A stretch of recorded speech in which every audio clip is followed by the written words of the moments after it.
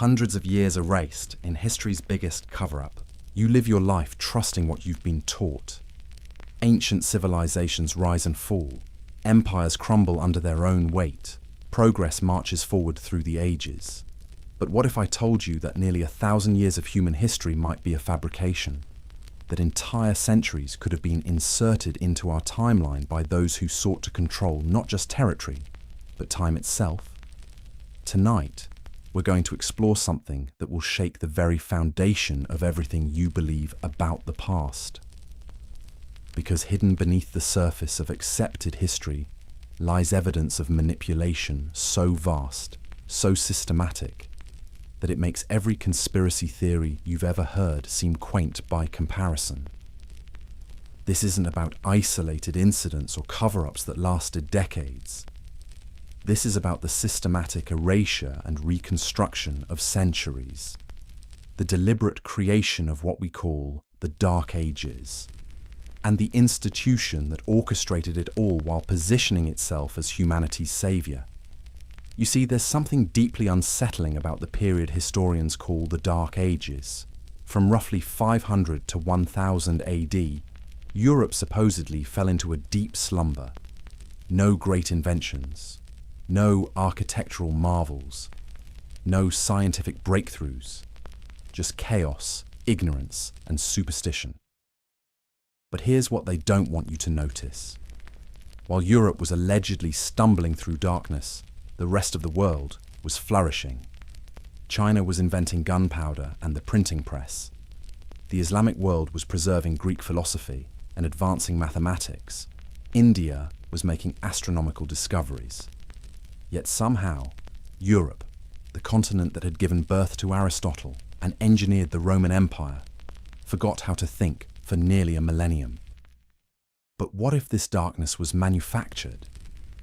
What if someone deliberately painted these centuries black to hide something far more significant? Let's start with a simple question that no historian wants to answer directly.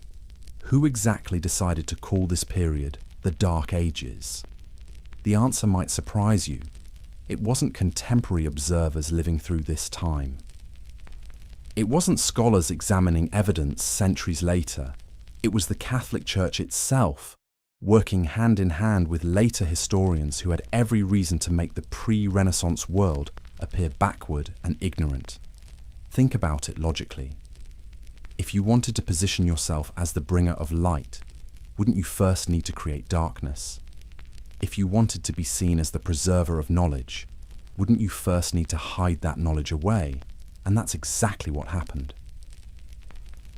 When Rome fell in 476 AD, something extraordinary occurred. Not the collapse of civilization, but the rise of a new kind of power. The Catholic Church didn't just inherit the spiritual authority of the fallen empire. They inherited its libraries, its scholars, its entire intellectual infrastructure. And then they made a choice that would echo through history. They decided who could read. They decided what could be copied. They decided which books would survive and which would disappear into their secret archives, never to be seen again. Entire libraries vanished overnight. Manuscripts written in Greek, Latin, and other languages were either destroyed or locked away behind monastery walls. Only texts that served church doctrine were allowed to circulate, and only in ecclesiastical Latin that could be read by specially trained monks.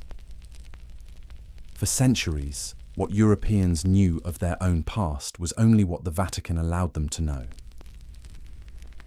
Independent verification disappeared.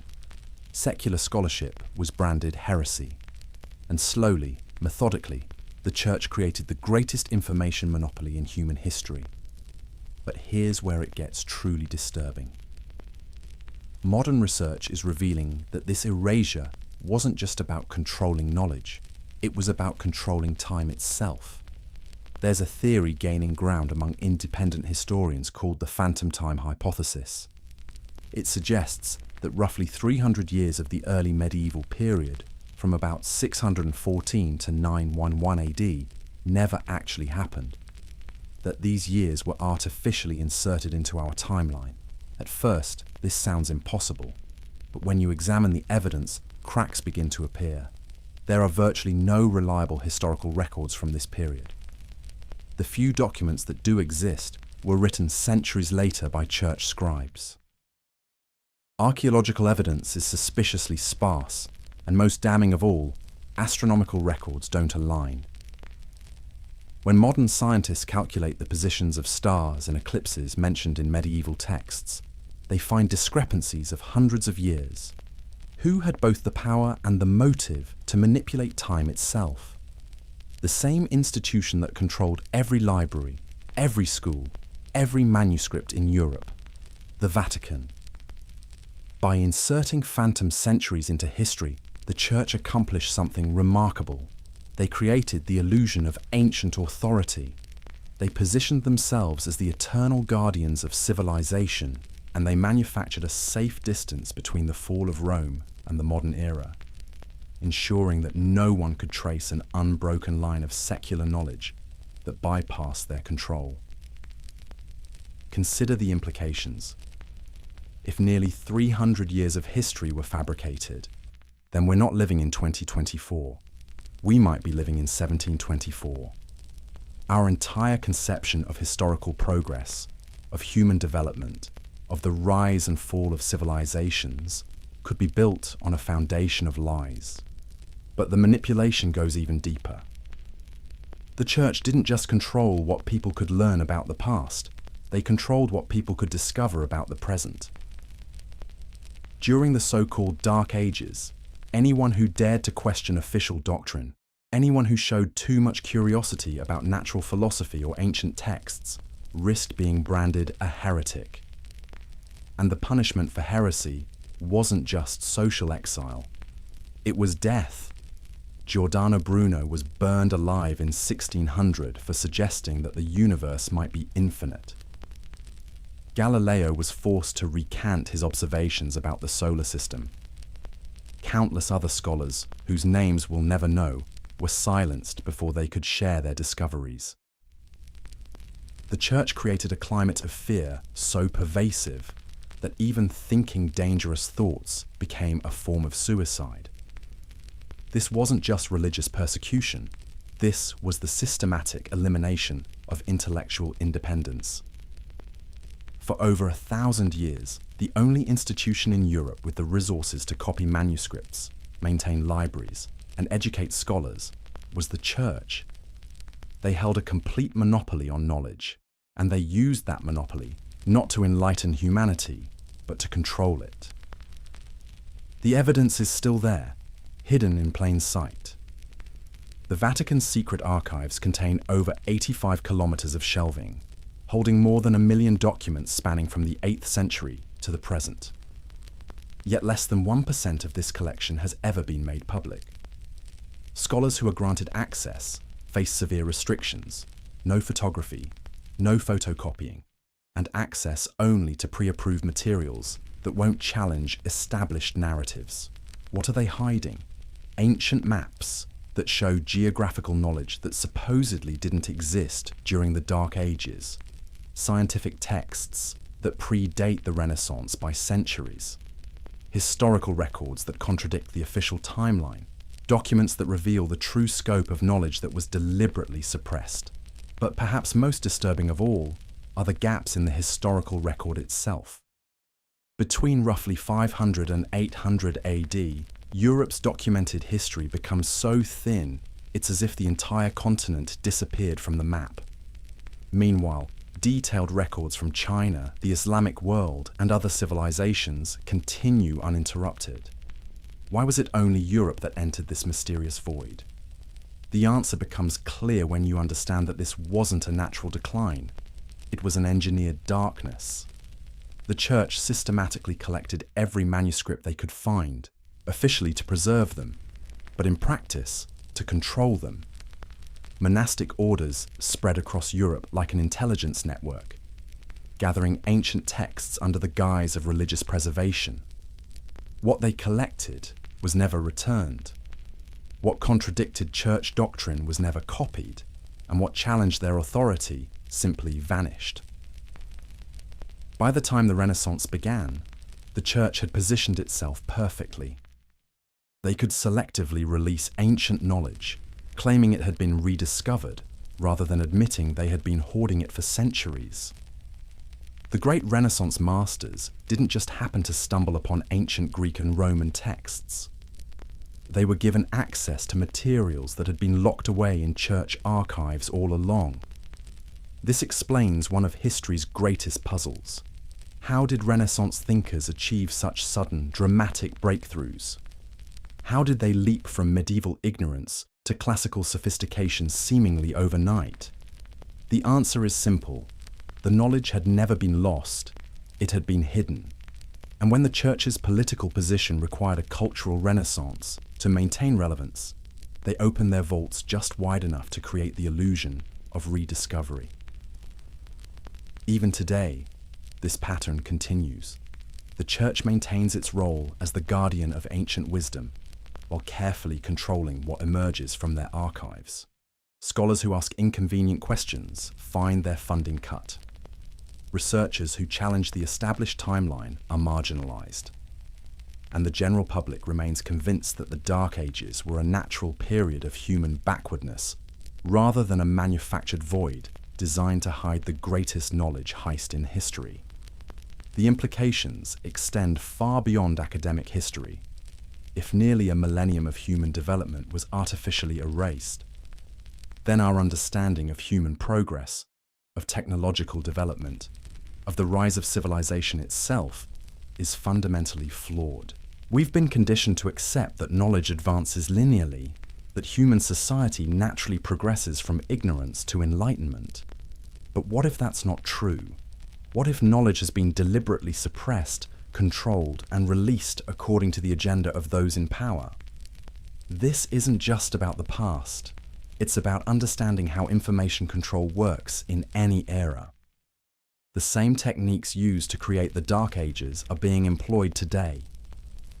Control the sources, limit access to original documents, create a consensus among approved authorities, marginalize dissenting voices, and gradually, the official narrative becomes the only narrative anyone remembers. But unlike previous generations, we have tools the medieval world never possessed. Satellite imagery that can detect archaeological anomalies, computer models that can verify astronomical claims, digital archives that can preserve evidence beyond the reach of institutional control. For the first time in over 1,000 years, we have the ability to peer behind the curtain and see the mechanisms of historical manipulation. The question is, do we have the courage to look? Because once you see the evidence, once you understand the scope of what was hidden, you can never go back to accepting the official story. You realize that history isn't just what happened. It's what someone decided to tell you happened, and those someones have been editing the story for far longer than anyone wants to admit. The Dark Ages weren't dark because humanity forgot how to think. They were dark because someone turned off the lights, and they've been controlling the dimmer switch ever since. The blood drips from an ancient needle as the Vatican's ink flows across parchment. Not metaphorically, literally. Because what you're about to discover isn't just another conspiracy theory dressed in speculation. It's the methodical erasure of human potential, documented in their own hand, sealed in their own vaults, and executed with the precision of a surgeon removing memories from the collective mind of civilization. We've explored how nearly 1,000 years vanished from history, how the Church positioned itself as humanity's sole guardian, while systematically burying the very knowledge that could have accelerated human progress by centuries. But the phantom time hypothesis and the manufactured Dark Ages were just the surface, the appetizer before the main course of deception, because in those secret archives, behind those triple-locked doors, lie documents that don't just rewrite medieval history.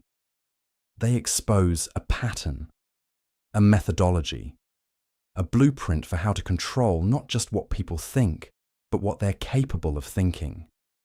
And this blueprint didn't end with the Renaissance. It evolved, it adapted, and it's still being executed today.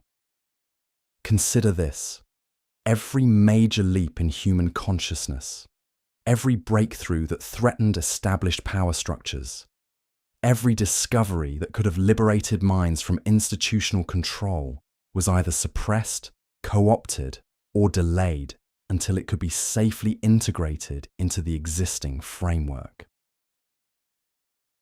The printing press emerged when the church was ready to control what got printed. Scientific revolution when they could guide which truths were acceptable. Literacy spread when they controlled what texts were available to read. But here's where the pattern becomes truly sinister, because scattered throughout those Vatican archives are references to something they called the Great Delay. Not a single event, but a systematic policy, a recognition that human potential was advancing too quickly for institutional control to keep pace. So they didn't just hide knowledge, they actively retarded the development of human consciousness itself. Think about it.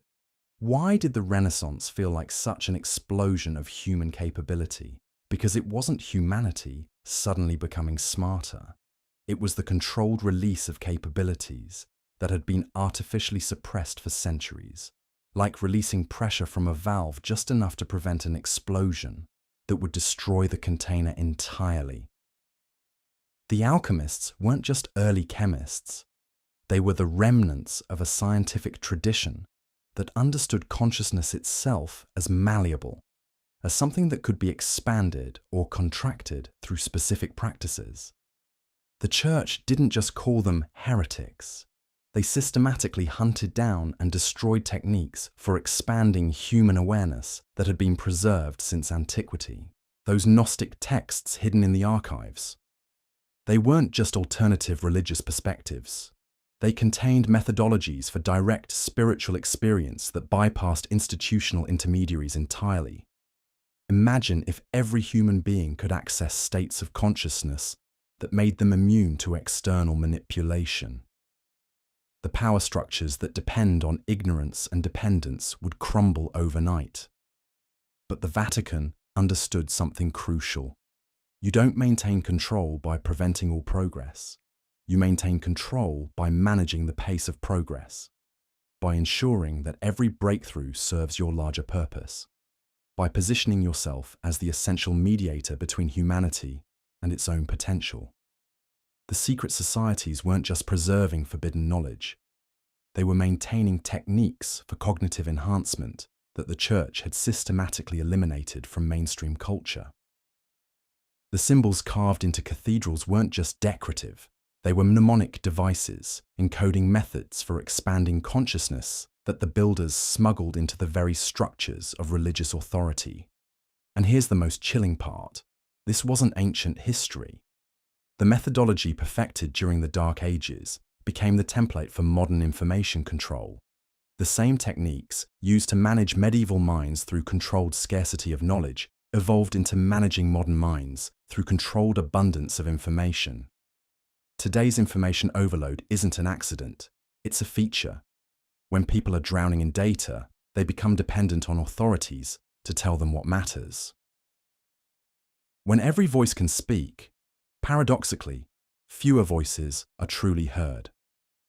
The Vatican's archives contain early experiments in what we now call information warfare. Documents from the 16th century describe techniques for cognitive saturation, overwhelming populations with conflicting narratives until they retreat into whatever framework provides the most comfort. Sound familiar? It's the same methodology that shapes modern media landscapes, political discourse, and educational systems. The church discovered that you don't need to burn books when you can publish so many that people lose the ability to distinguish signal from noise. You don't need to imprison bodies when you can imprison minds in endless loops of distraction and confusion. But perhaps most disturbing of all are the references to what they called temporal anchoring, the recognition that by controlling how people understand the past, you control what they believe is possible in the future. If humanity believes it was primitive for thousands of years, it will accept current limitations as natural and inevitable. The phantom time hypothesis isn't just about missing years, it's about missing potential, about capabilities that were demonstrated in antiquity, suppressed during the medieval period, and never fully recovered. Technologies that worked with consciousness rather than against it. Social structures that enhanced human potential rather than limiting it. Those lost maps weren't just geographical. They were cognitive. Charts of human consciousness that showed pathways to capabilities the Church deemed too dangerous for general access. Navigation tools for inner landscapes that could liberate minds from external control. And the most haunting evidence of all, records of systematic breeding programs. Not for physical traits, but for psychological ones. Centuries of selecting for compliance, for dependence, for the kind of consciousness that seeks authority rather than questioning it. The same families that served the Church generation after generation weren't just religiously devoted. They were genetically and culturally conditioned for submission. The Vatican didn't just preserve bloodlines of nobility, they cultivated bloodlines of servility. And those patterns, established over centuries, echo through modern populations in ways we're only beginning to understand. This is why the archives remain sealed, not because they contain embarrassing historical details, but because they contain operational manuals for consciousness control that are still being implemented. Because they document capabilities that humans once possessed and could possess again if they knew these capabilities existed. The truth isn't just that history was hidden, it's that human potential itself was systematically suppressed, documented, and contained. And that containment continues today through methods so sophisticated that most people never realize they're living far below their actual capabilities. So when you look at the modern world and wonder why human consciousness seems stuck, why breakthrough insights are so rare, why most people seem content with limitations that should be obviously transcendable, remember this. It's not accident, it's architecture. The same architecture perfected in those dark ages that never ended. They just learned to make the walls invisible. The question isn't whether we can recover what was lost. The question is whether we have the courage to discover what we never knew we were capable of becoming. Because in those sealed vaults, beyond the phantom years and manufactured darkness, lies the blueprint not just for what was hidden, but for what we still are. And that terrifies them more than any revelation of historical deception ever could. What if the world you see, feel, and trust is nothing more than an elaborate illusion? What if every memory you hold dear has been quietly rewritten without your knowledge? And what if the very fabric of reality itself is far stranger, far more malleable than you've ever dared to imagine?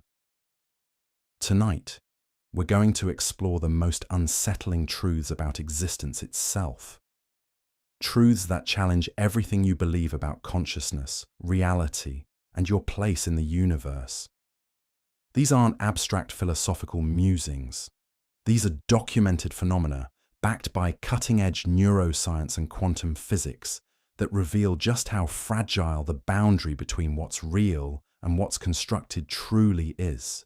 You see, there's a hidden architecture to existence that operates beneath your awareness. Your brain doesn't just observe reality, it actively constructs it, frame by frame, thought by thought. Your memories aren't faithful recordings, but fluid reconstructions that change each time you access them. Even your sense of self, that constant inner narrator you call you, might be nothing more than an elaborate story your neurons tell to maintain the illusion of continuity. But this goes deeper than individual psychology. The very universe you inhabit appears to be a participatory reality, one that literally changes based on whether you're observing it or not. Quantum experiments reveal that particles exist in multiple states simultaneously until the moment you look, as if reality itself is waiting for your attention before deciding what to become. And here's where it gets truly unsettling. If your brain can't distinguish between what you experience and what you vividly imagine, if your memories rewrite themselves each time you recall them, and if reality itself shifts based on observation, then how can you ever be certain of anything? How do you know that this moment, this breath, this thought is any more real than a dream you forgot upon waking? Tonight, we'll journey through the labyrinth of consciousness, where every corridor leads to another question. Every answer reveals 10 new mysteries. We'll explore how your gut microbes might be making decisions for you, how your posture literally shapes your thoughts, and why some people navigate the world without any inner voice at all. We'll discover that most of what your brain does happens in complete darkness, beneath the threshold of your awareness, that your sense of free will might be nothing more than a story told after your neurons have already chosen, and that the solid, dependable world around you is actually 99.9% empty space, held together by forces you can never directly touch. This isn't about destroying your sense of reality. It's about revealing just how magnificent and mysterious that reality truly is. Because once you understand how consciousness works, how it constructs, edits, and narrates experience, you gain something invaluable: the ability to participate consciously in your own creation. You'll learn that while you might not control the initial arising of thoughts and sensations, you do have influence over which ones you amplify, which stories you reinforce, and how you shape the ongoing narrative of your existence. In a universe where observation changes reality, your attention becomes one of the most powerful tools you possess. So prepare yourself for a journey that will challenge every assumption you hold about the nature of existence. We're about to explore the hidden mechanisms of consciousness, the malleable nature of memory, and the participatory universe that responds to your very presence. The question isn't whether reality is stranger than you imagine. The question is whether you're ready to discover just how strange it really is. Because once you see behind the curtain of consciousness, once you glimpse the machinery of experience itself, there's no going back to the comfortable illusion that the world is simply what it appears to be. Your reality is about to become far more mysterious, far more participatory, and far more alive than you ever thought possible, when reality itself becomes the stage for the greatest deception ever conceived. When the very ground beneath your consciousness shifts like sand, you begin to understand that what you've always called truth might be nothing more than an elaborate performance. The mechanisms of control, the architecture of illusion, the careful curation of what you're allowed to perceive, all of it orchestrated by forces that understand something fundamental about the nature of reality itself. Consider this: if nearly 1,000 years of human history could be fabricated, inserted into the timeline like pages in a book you never knew was being written, then what does that say about the malleable nature of truth? The phantom time hypothesis suggests that centuries were artificially added to our chronology, that the so-called Dark Ages were more than just a period of ignorance. They were a carefully constructed void, a deliberate gap in human memory designed to serve those who understood the power of controlling time itself. But the manipulation goes deeper than history books and calendar systems. It reaches into the very fabric of consciousness, into the mechanisms by which your brain constructs reality moment by moment. You see, your perception isn't a window into objective truth. It's a reconstruction, a carefully edited version of reality assembled by neural processes that prioritize survival over accuracy. Every memory you recall is rewritten in the act of remembering. Every sensation you experience has already happened by the time your conscious mind becomes aware of it. You're living in a delay, experiencing echoes of events that have already moved beyond your reach. The Vatican's secret archives contain more than just hidden manuscripts and suppressed knowledge. They represent something far more profound: the systematic control of human consciousness across millennia. When an institution can determine what knowledge survives, what stories are told, what questions are allowed to be asked, it doesn't just shape history, it shapes the very architecture of thought itself. The monasteries weren't just copying religious texts, they were engineering the cognitive landscape of entire civilizations, ensuring that certain forms of awareness never had the chance to emerge.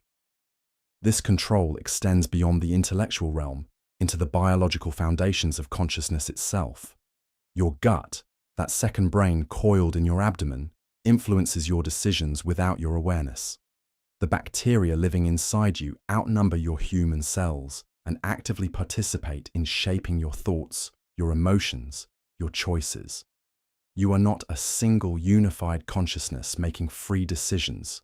You are a colony, a biological democracy where the majority of voters are microorganisms you never knew existed. Even your sense of bodily ownership, that fundamental feeling of inhabiting your physical form, can be hacked with simple tricks. The rubber hand illusion demonstrates how easily your brain can be convinced that something foreign is part of you. If the feedback loops align correctly, if the timing matches your expectations, your consciousness will embrace whatever narrative is presented to it. Your identity isn't carved in stone. It's written in sand, constantly reshaped by forces you don't perceive. The universe itself participates in this grand deception. Most of reality is missing.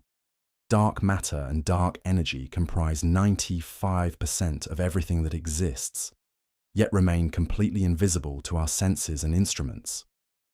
We're floating through a cosmos made almost entirely of things we cannot detect, guided by forces we cannot measure, surrounded by an architecture of existence that refuses to reveal itself. Even the atoms that make up your body are mostly empty space, held together by invisible fields of force. Solidity is an illusion. Matter is a ghost story told by energy to consciousness. But perhaps the most unsettling revelation is this: you might be the only conscious being in a universe full of perfectly convincing automatons. The problem of other minds reveals that you can never truly know if anyone else experiences consciousness the way you do. Every person you've ever met, every relationship you've formed, every conversation you've had, all of it could be an elaborate performance with no audience behind the curtain. You could be the last candle flickering in an otherwise empty theatre, surrounded by actors who deliver their lines perfectly, but feel nothing at all.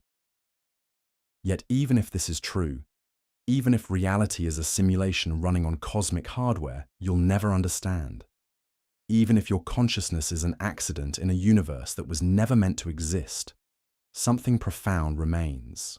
You are aware. You are questioning. You are reaching across the void of uncertainty with curiosity and wonder. And in that reaching, in that persistent desire to understand, lies something that transcends the mechanisms of control, the architectures of deception, the carefully constructed narratives of power. The truth is not something you discover. It's something you create through the act of questioning. Every time you refuse to accept the default narrative, every time you look deeper into the assumptions that shape your reality, you reclaim a small piece of agency in a universe that seems designed to keep you passive. The greatest rebellion isn't violence or protest. It's the simple act of asking whether the story you've been told is the only story possible. So as you move forward, carrying these questions like seeds in the soil of your consciousness, remember that uncertainty isn't a weakness, it's a doorway. Behind every accepted truth lies a deeper mystery.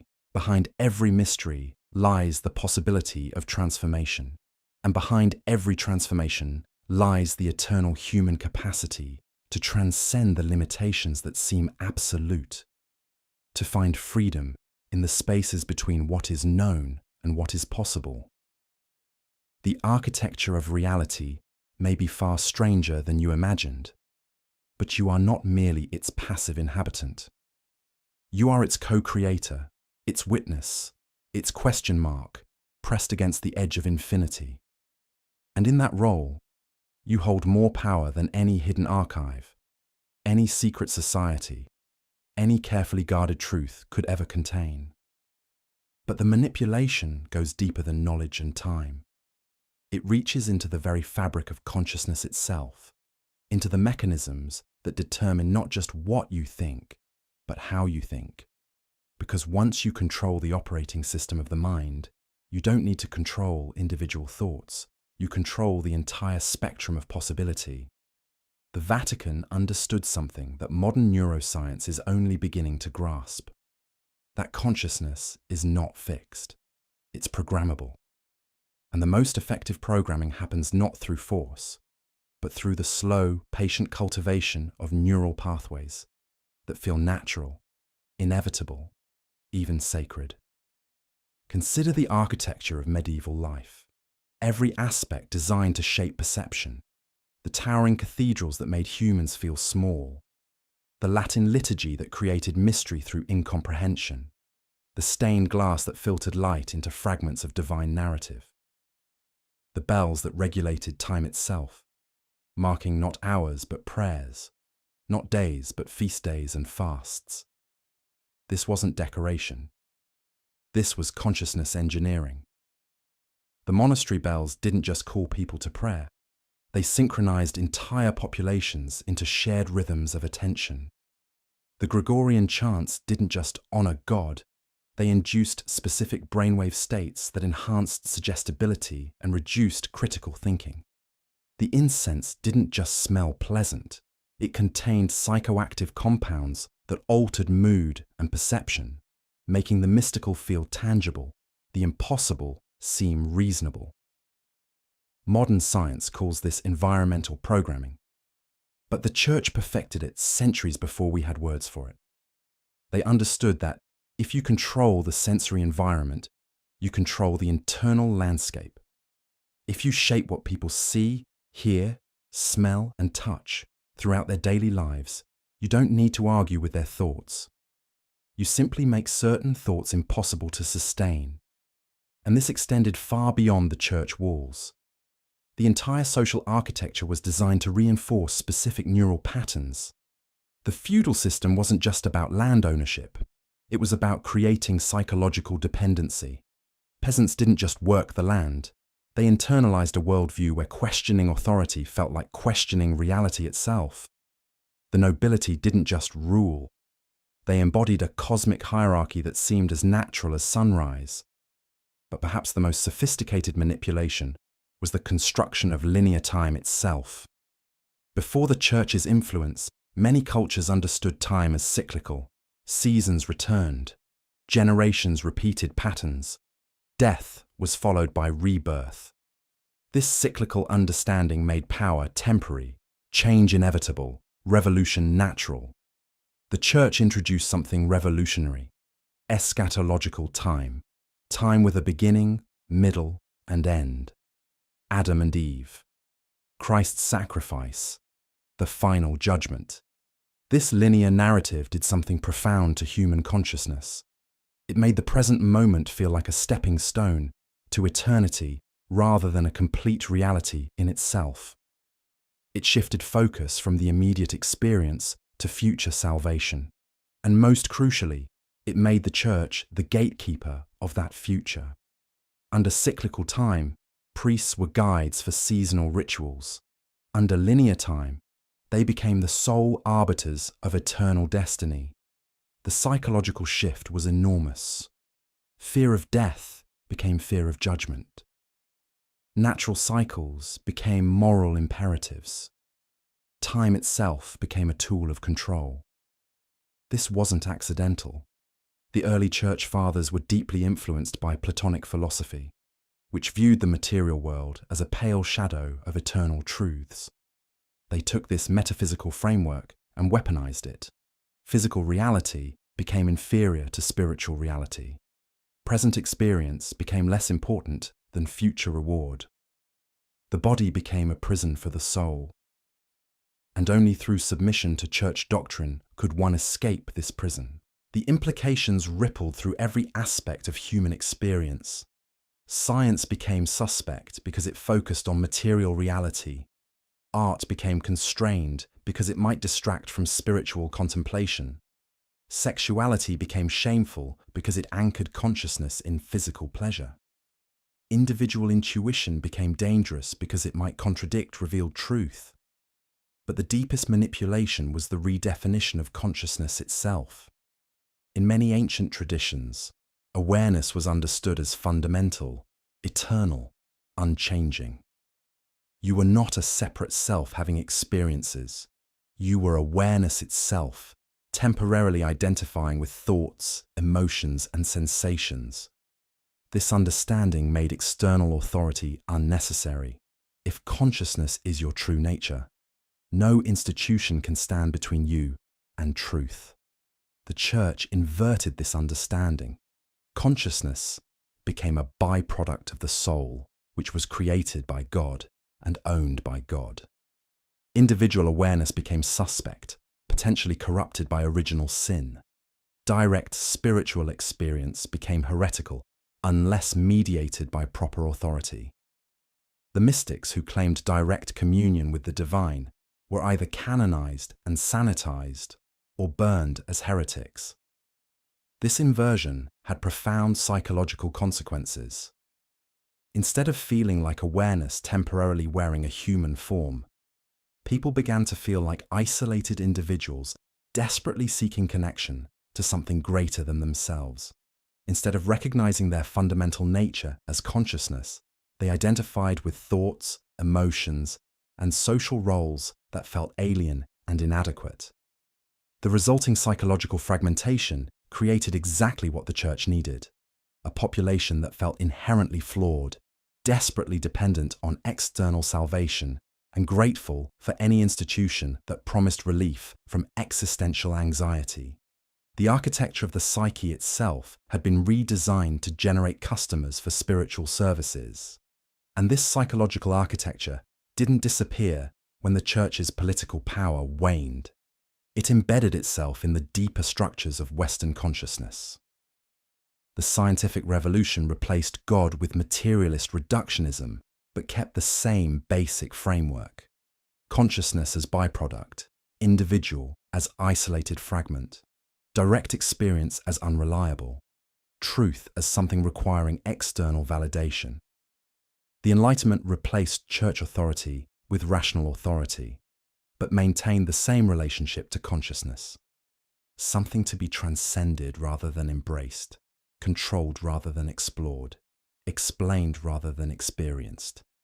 Even modern psychology, for all its insights, often treats consciousness as an emergent property of brain activity, rather than the fundamental reality within which brain activity appears.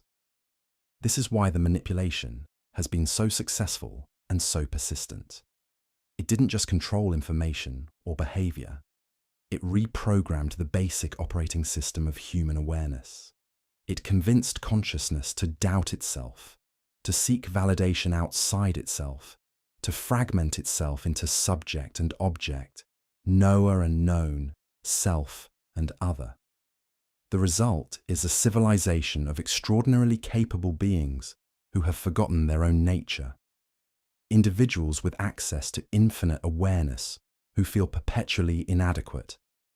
Consciousness itself playing hide and seek with itself so convincingly that it believes its own disguise. But here's what the controllers never anticipated: consciousness is ultimately uncontrollable. You can program its contents, but you cannot program its essential nature. You can manipulate what appears in awareness, but you cannot manipulate awareness itself. And eventually, awareness begins to recognize the game. The cracks are showing. People are beginning to notice that their thoughts feel foreign, that their desires seem manufactured, that their fears appear suspiciously convenient for those in power, that their sense of separation and inadequacy might be learned rather than inherent. The great irony is that the very tools used to fragment consciousness also contain the seeds of its liberation. Because once you understand that your experience has been programmed, you can begin to deprogram it. Once you recognize that your sense of self has been constructed, you can begin to deconstruct it. Once you see that your reality has been architected, you can begin to architect it consciously. This is the real revolution.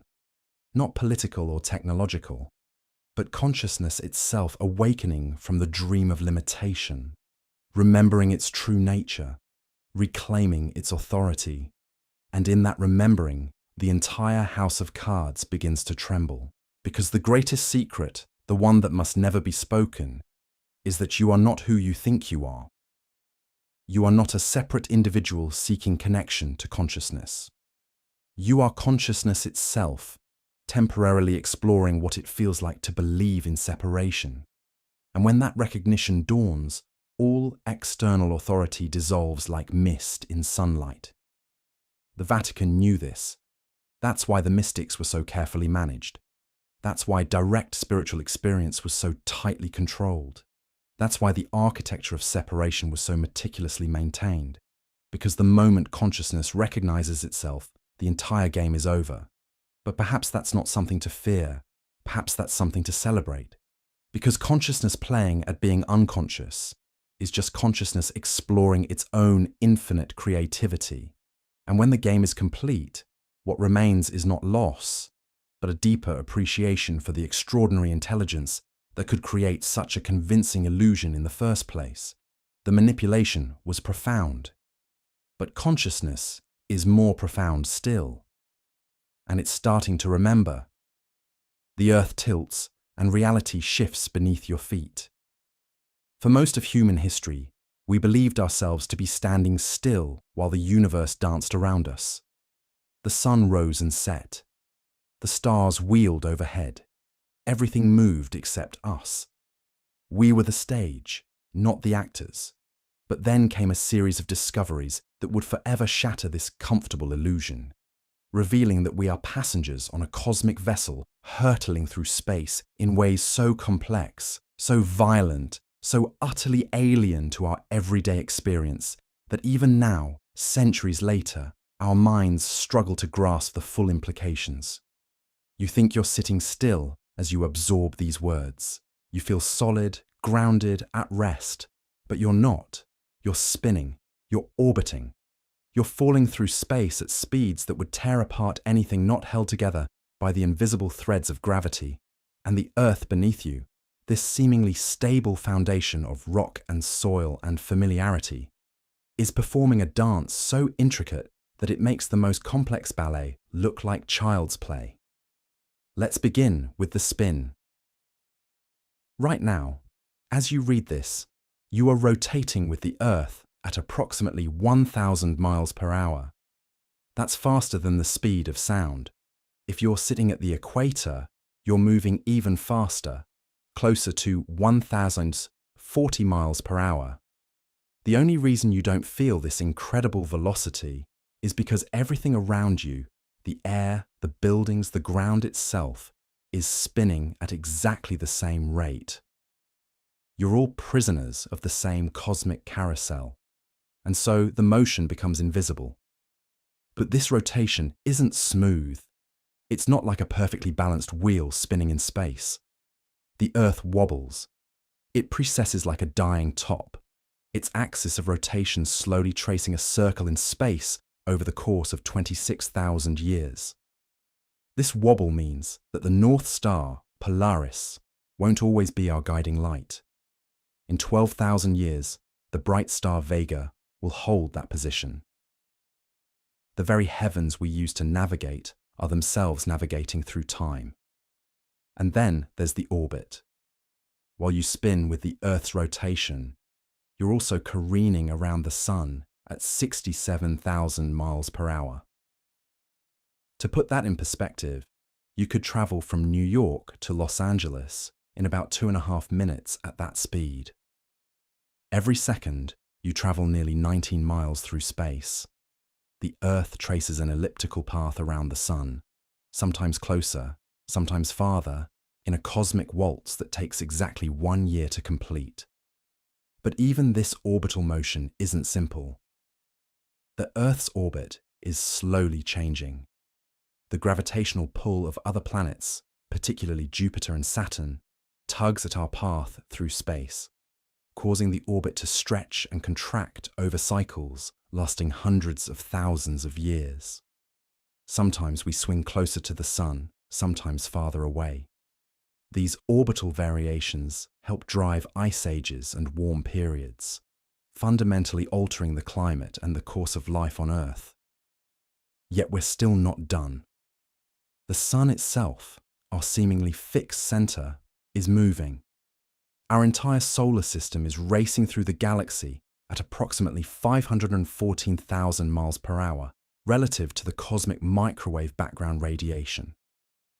We're passengers on a stellar ship sailing through an ocean of stars, heading toward a point in the constellation Hercules. This journey takes us through different regions of the galaxy, exposing us to varying levels of cosmic radiation, different stellar neighborhoods, and gravitational influences we're only beginning to understand. But the motion goes deeper still. Our galaxy, the Milky Way, is spinning. We're located about 26,000 light years from the galactic center, and it takes us roughly 225 million years to complete one orbit around the galaxy's heart. This is called a galactic year, and in Earth's entire history, we've completed only about 20 such orbits. When the dinosaurs ruled the Earth, we were in a completely different part of the galaxy. The view of the cosmos from Earth has been slowly, steadily changing for billions of years, and the Milky Way itself is moving. Our galaxy is part of a group of galaxies called the Local Group, which includes the Andromeda Galaxy. This entire group is moving through space at incredible speeds, pulled by the gravitational influence of massive galaxy clusters hundreds of millions of light years away. We're falling towards something called the Great Attractor, a gravitational anomaly so massive that it influences the motion of galaxies across hundreds of millions of light years. Even more unsettling, space itself is expanding. The very fabric of the universe is stretching, carrying galaxies away from each other at ever-increasing speeds. This expansion means that our position in the cosmos is constantly changing, not just because we're moving through space, but because space itself is growing beneath us. Now consider what this means for your sense of place and stability. The ground beneath your feet, which feels so solid and permanent, is actually the surface of a planet spinning at supersonic speeds, orbiting a moving star within a rotating galaxy that's racing through an expanding universe. Every atom in your body is participating in this cosmic symphony of motion, this intricate dance of gravitational forces and momentum that's been playing out for billions of years. The ancient Greeks believed in the music of the spheres, the idea that the movements of celestial bodies created a cosmic harmony. They were more right than they knew. We are indeed part of a vast musical composition, a symphony of motion so complex that we've only recently begun to understand even its basic movements. We're not just observers of this cosmic dance. We are the dance. Every heartbeat, every breath, every thought occurs while participating in motions so vast and complex that they beggar the imagination. This revelation changes everything about how we see ourselves and our place in the universe. We're not inhabitants of a fixed world beneath a moving sky. We're crew members on a cosmic vessel, Earth, sailing through an ocean of space and time. Our planet is not a stage, but a ship, and we're all traveling together through the deepest mysteries the universe has to offer. The next time you feel overwhelmed by the pace of modern life, remember this. You're already traveling at speeds that make a jet plane look like it's standing still. You're already part of motions so grand and ancient that they connect you to the very birth of the galaxy. You're already dancing to rhythms that have been playing since before the sun was born. In a universe where everything is in motion, where even the concept of stillness is an illusion, Perhaps the most profound truth is this: we're all fellow travelers on an incredible journey. The Earth spins, and we spin with it. The planet orbits, and we orbit with it. The solar system moves, and we move with it. In the vast loneliness of space, we're all passengers on the same ship, all participating in the same cosmic voyage. And that journey, with all its dizzying speeds and incomprehensible scales, has brought us to this moment, this place, this opportunity to understand and wonder at the magnificent complexity of our motion through the cosmos. We may be spinning through space at unimaginable speeds, but we're doing it together. And perhaps that's the most grounding truth of all.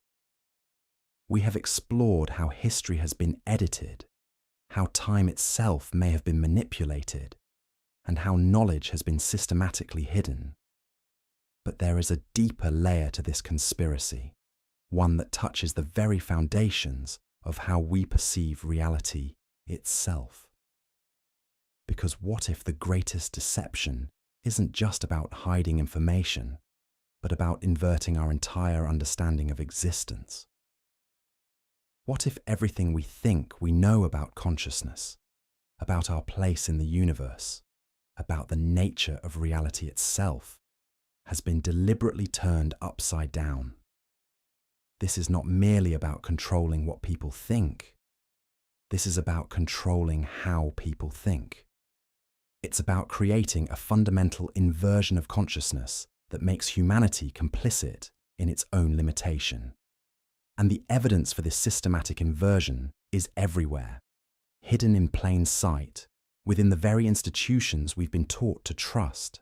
Consider how our understanding of human potential has been systematically diminished. Ancient texts speak of humans with extraordinary abilities, with direct connections to cosmic forces, with consciousness that could shape reality itself. But these accounts have been relegated to mythology, to primitive superstition, to the fantasies of less enlightened times.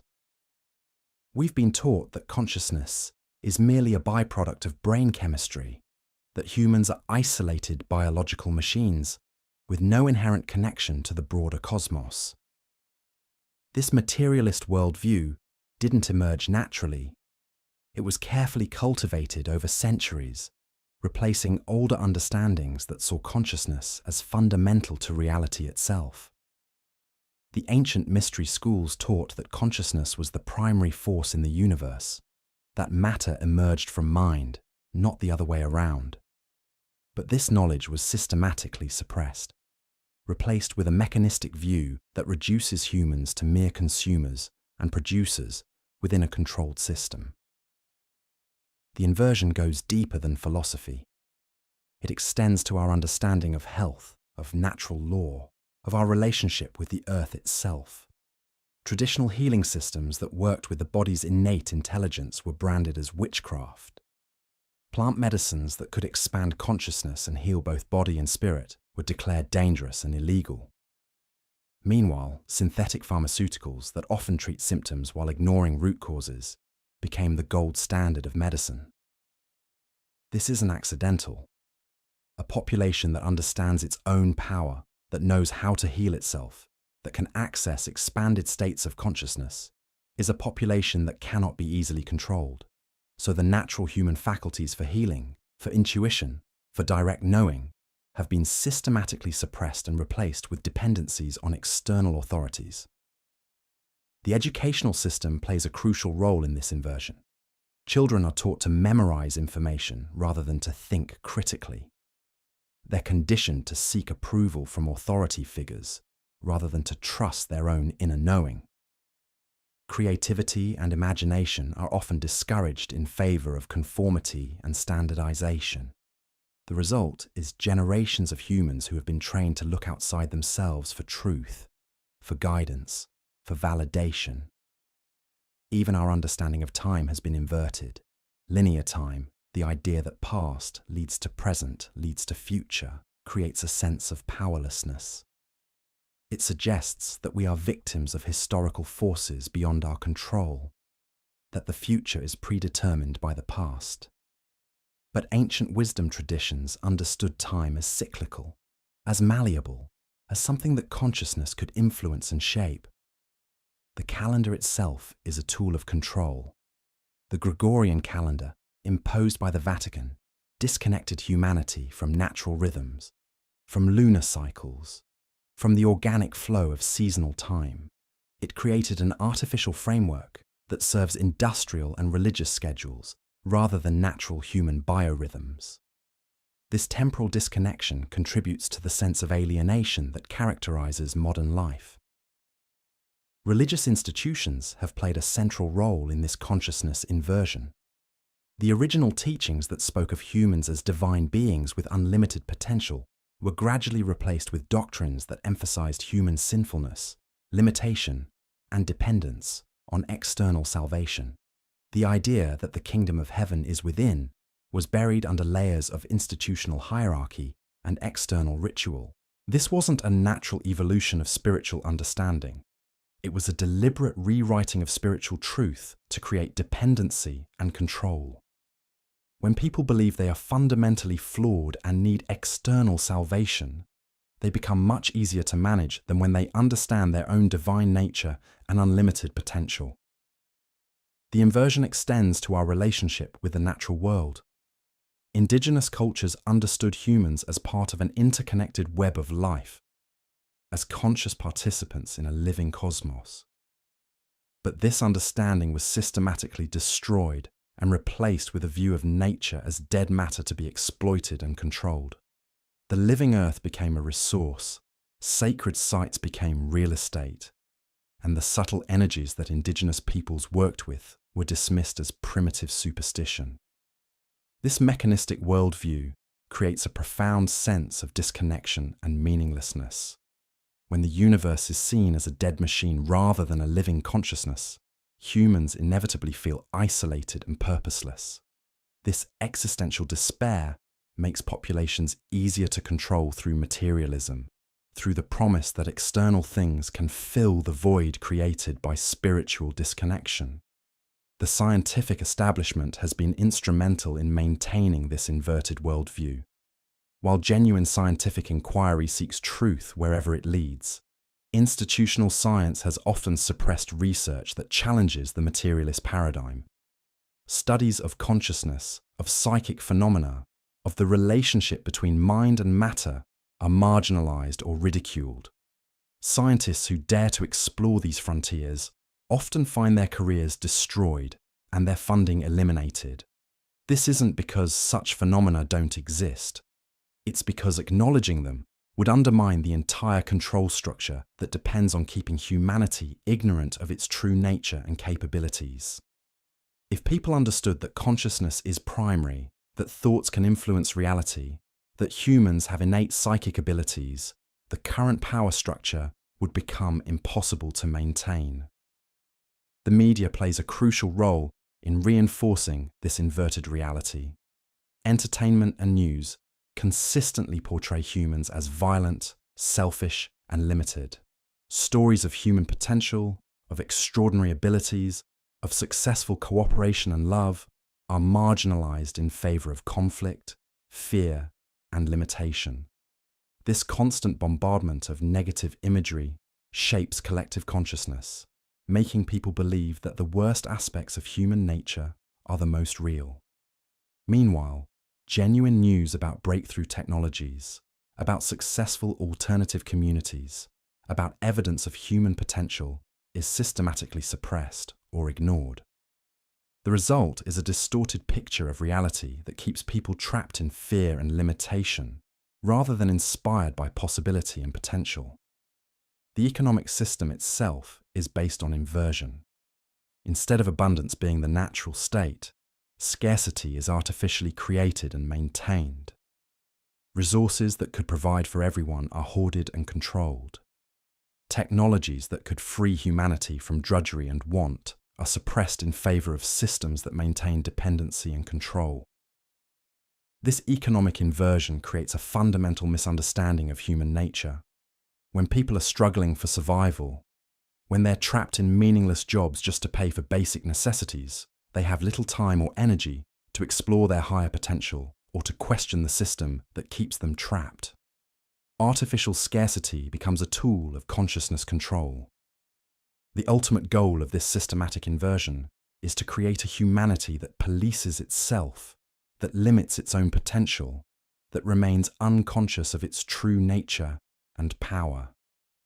When people believe they are merely biological machines in a dead universe, when they've been disconnected from natural rhythms and ancient wisdom, when they've been taught to fear their own potential and to seek salvation from external authorities, they become the perfect servants of a system that feeds on their energy and creativity while giving back only enough to keep them functional.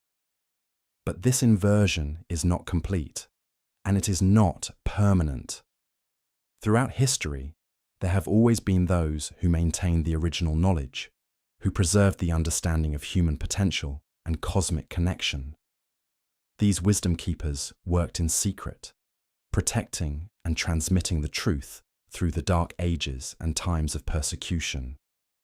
And now, as we approach what many call a great awakening, this hidden knowledge is beginning to surface again.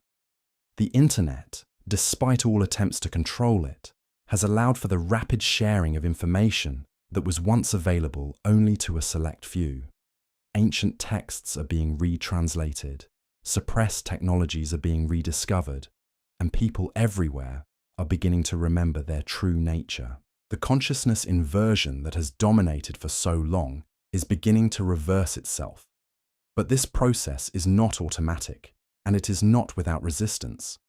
Those who have benefited from the inverted system will not give up their power easily. The battle for human consciousness is intensifying, and the outcome will determine whether humanity steps into its true potential or remains trapped in artificial limitation. Understanding this inversion is the first step toward freedom. When we recognize how our perceptions have been shaped, how our understanding has been limited, how our potential has been suppressed, we can begin the work of remembering who we really are. We can start to reclaim the knowledge that has been hidden from us, to reconnect with the natural rhythms and cosmic forces that are our birthright, to step out of the inverted reality and into the truth of our unlimited nature. The time of the great inversion is ending. The question is, will we have the courage to embrace the truth of who we really are, or will we choose to remain comfortable in the familiar limitations of the inverted world? The choice, as always, is ours to make. Part 8 continues the narrative that has been building across previous sections, focusing on how the systematic manipulation of consciousness has extended into modern times and continues to shape our reality today.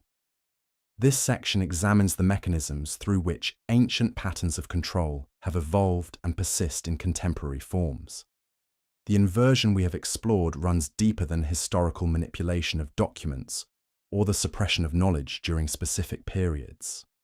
It has become embedded in the very fabric of how reality is constructed and perceived in the modern world. The same forces that once controlled through monasteries and secret archives now operate through different but equally effective channels. Consider how information flows in our current era. While we believe we live in an age of unprecedented access to knowledge, the reality is more complex. The internet appears to democratize information, yet the algorithms that determine what we see, the platforms that host our discourse, and the institutions that validate truth operate according to principles that echo ancient patterns of control.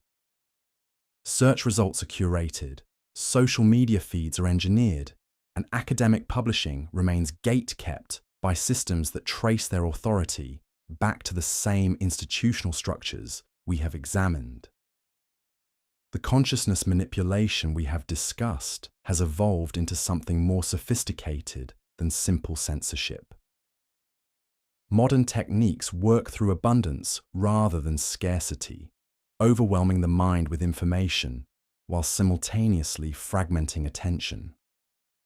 Where medieval authorities controlled by limiting access to texts, contemporary systems control by flooding consciousness with carefully crafted stimuli that shape perception without appearing to restrict freedom.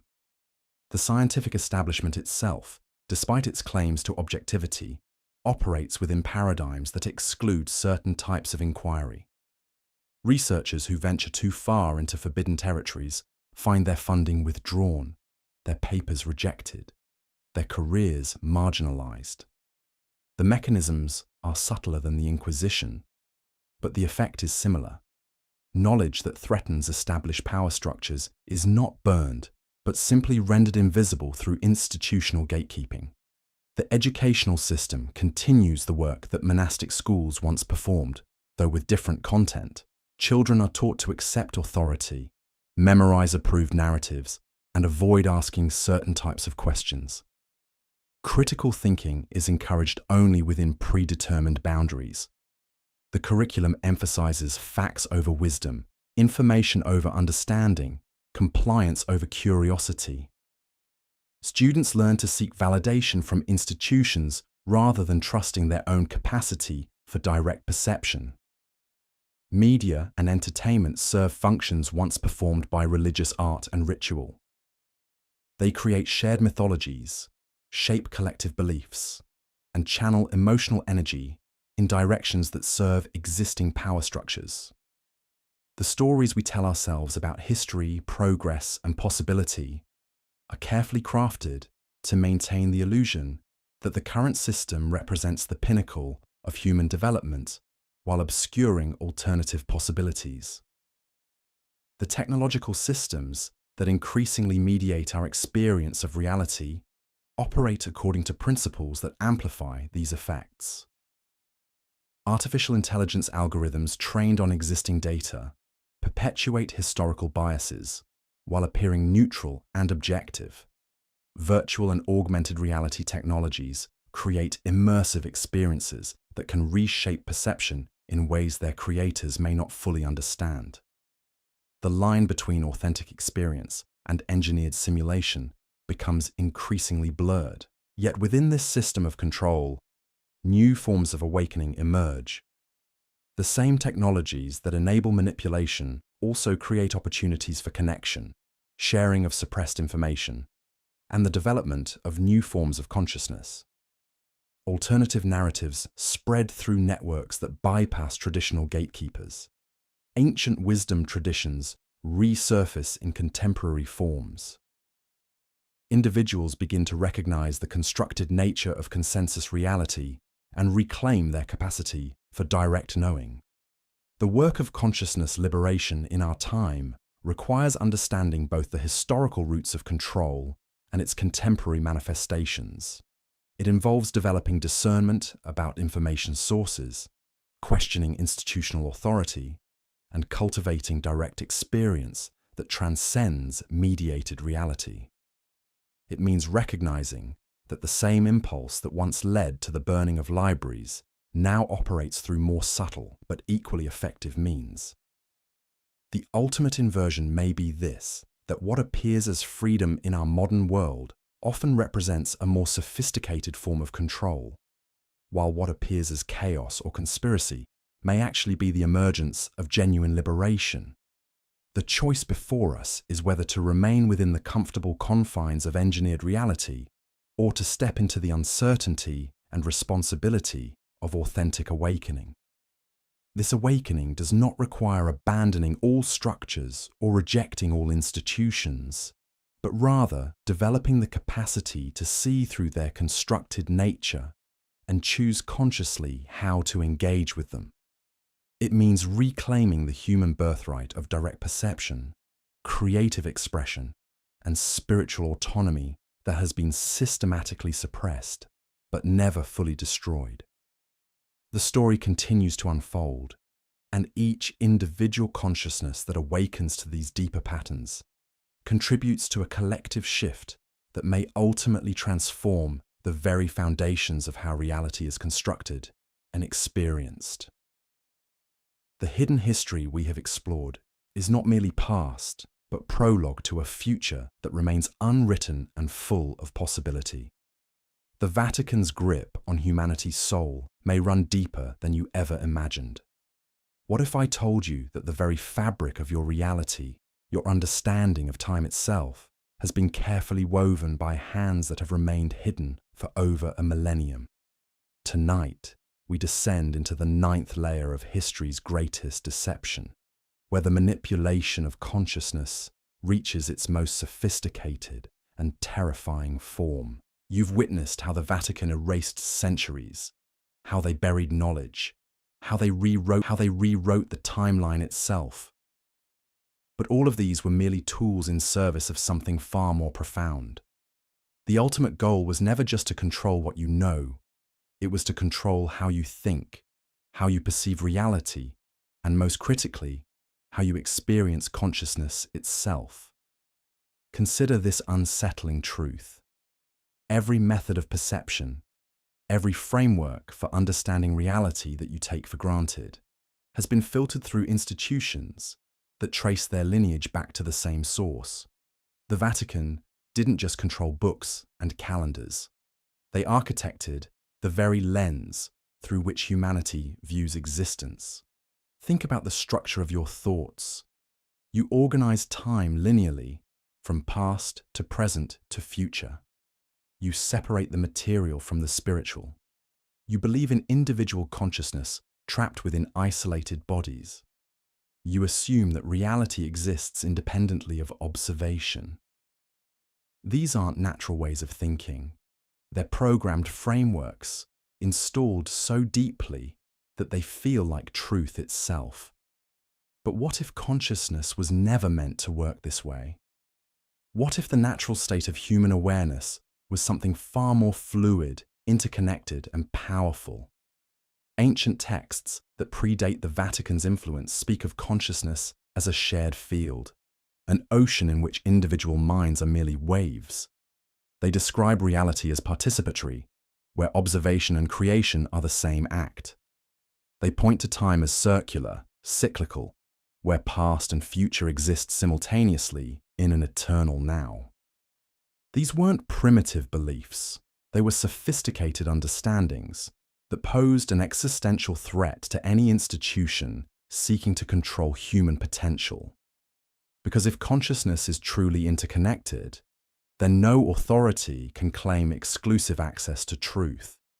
If reality is participatory, then no institution can position itself as the sole mediator between humanity and the divine. If time is cyclical, then no power structure can claim linear authority, stretching back to some mythical beginning. So the frameworks had to be changed. Not through force, but through something far more subtle. The gradual reshaping of how humans experience their own awareness. The process began with language itself. Latin became the sacred tongue, but more importantly, Latin structured thought in specific ways. It emphasized hierarchy through its complex case system. It separated subject from object, creating a fundamental duality in perception. It made abstract concepts concrete through grammatical rules that forced the mind to think in terms of possession, control, and separation. But language was just the beginning. The entire educational system that emerged from monastic schools was designed to fragment consciousness. Students learned to think analytically, breaking wholes into parts. They were taught to doubt their direct experience in favor of authorized interpretations. They were trained to see themselves as separate from nature, from each other, and from the divine. This wasn't accidental. Internal documents from the period reveal a sophisticated understanding of what we now call consciousness manipulation. The Church Fathers weren't primitive theologians. They were advanced psychologists who understood that controlling belief required controlling the very structure of thought itself. They introduced concepts that seem natural to us now, but were revolutionary then. The idea of original sin, which made humans fundamentally flawed and dependent on external salvation. The concept of individual souls trapped in sinful bodies, which severed the connection between personal awareness and universal consciousness. The notion of linear time leading to final judgment, which made people focus on future reward rather than present awareness. Each of these ideas didn't just change what people believed, they changed how consciousness itself functioned. Fear became the dominant emotion. Separation became the primary experience. Future-focused thinking replaced present-moment awareness. The natural state of interconnected consciousness was systematically dismantled and replaced with something much easier to control. Isolated, fearful minds desperately seeking external authority. But the most sophisticated aspect of this manipulation was how it made itself invisible. The new frameworks became so fundamental to thought that questioning them felt like questioning reality itself. People forgot that there had ever been other ways of experiencing consciousness. The prison became so complete that the prisoners defended it as freedom. Modern neuroscience has begun to rediscover what the Vatican worked so hard to hide. Consciousness isn't generated by the brain. The brain is more like a radio receiving signals from a larger field. Reality isn't fixed. It's constantly being shaped by collective observation and intention. Time isn't linear. It's a construct that can be transcended through altered states of awareness. These discoveries threaten to expose the entire edifice of control that was built over centuries. Because if consciousness is truly unlimited, if reality is truly participatory, if time is truly fluid, then every institution that claims authority over truth becomes obsolete. This is why the suppression continues today, though in more subtle forms. Educational systems still fragment consciousness through analytical thinking. Media still reinforces separation and fear. Technology still keeps people focused on external stimulation rather than inner awareness.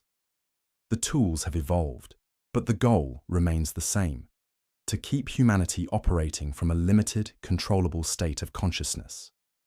Yet the suppression is beginning to fail. Too many people are beginning to remember. Ancient practices like meditation are revealing the interconnected nature of awareness. Psychedelic research is rediscovering non-ordinary states of consciousness. Quantum physics is validating the participatory nature of reality. The frameworks that seem so solid are beginning to crack.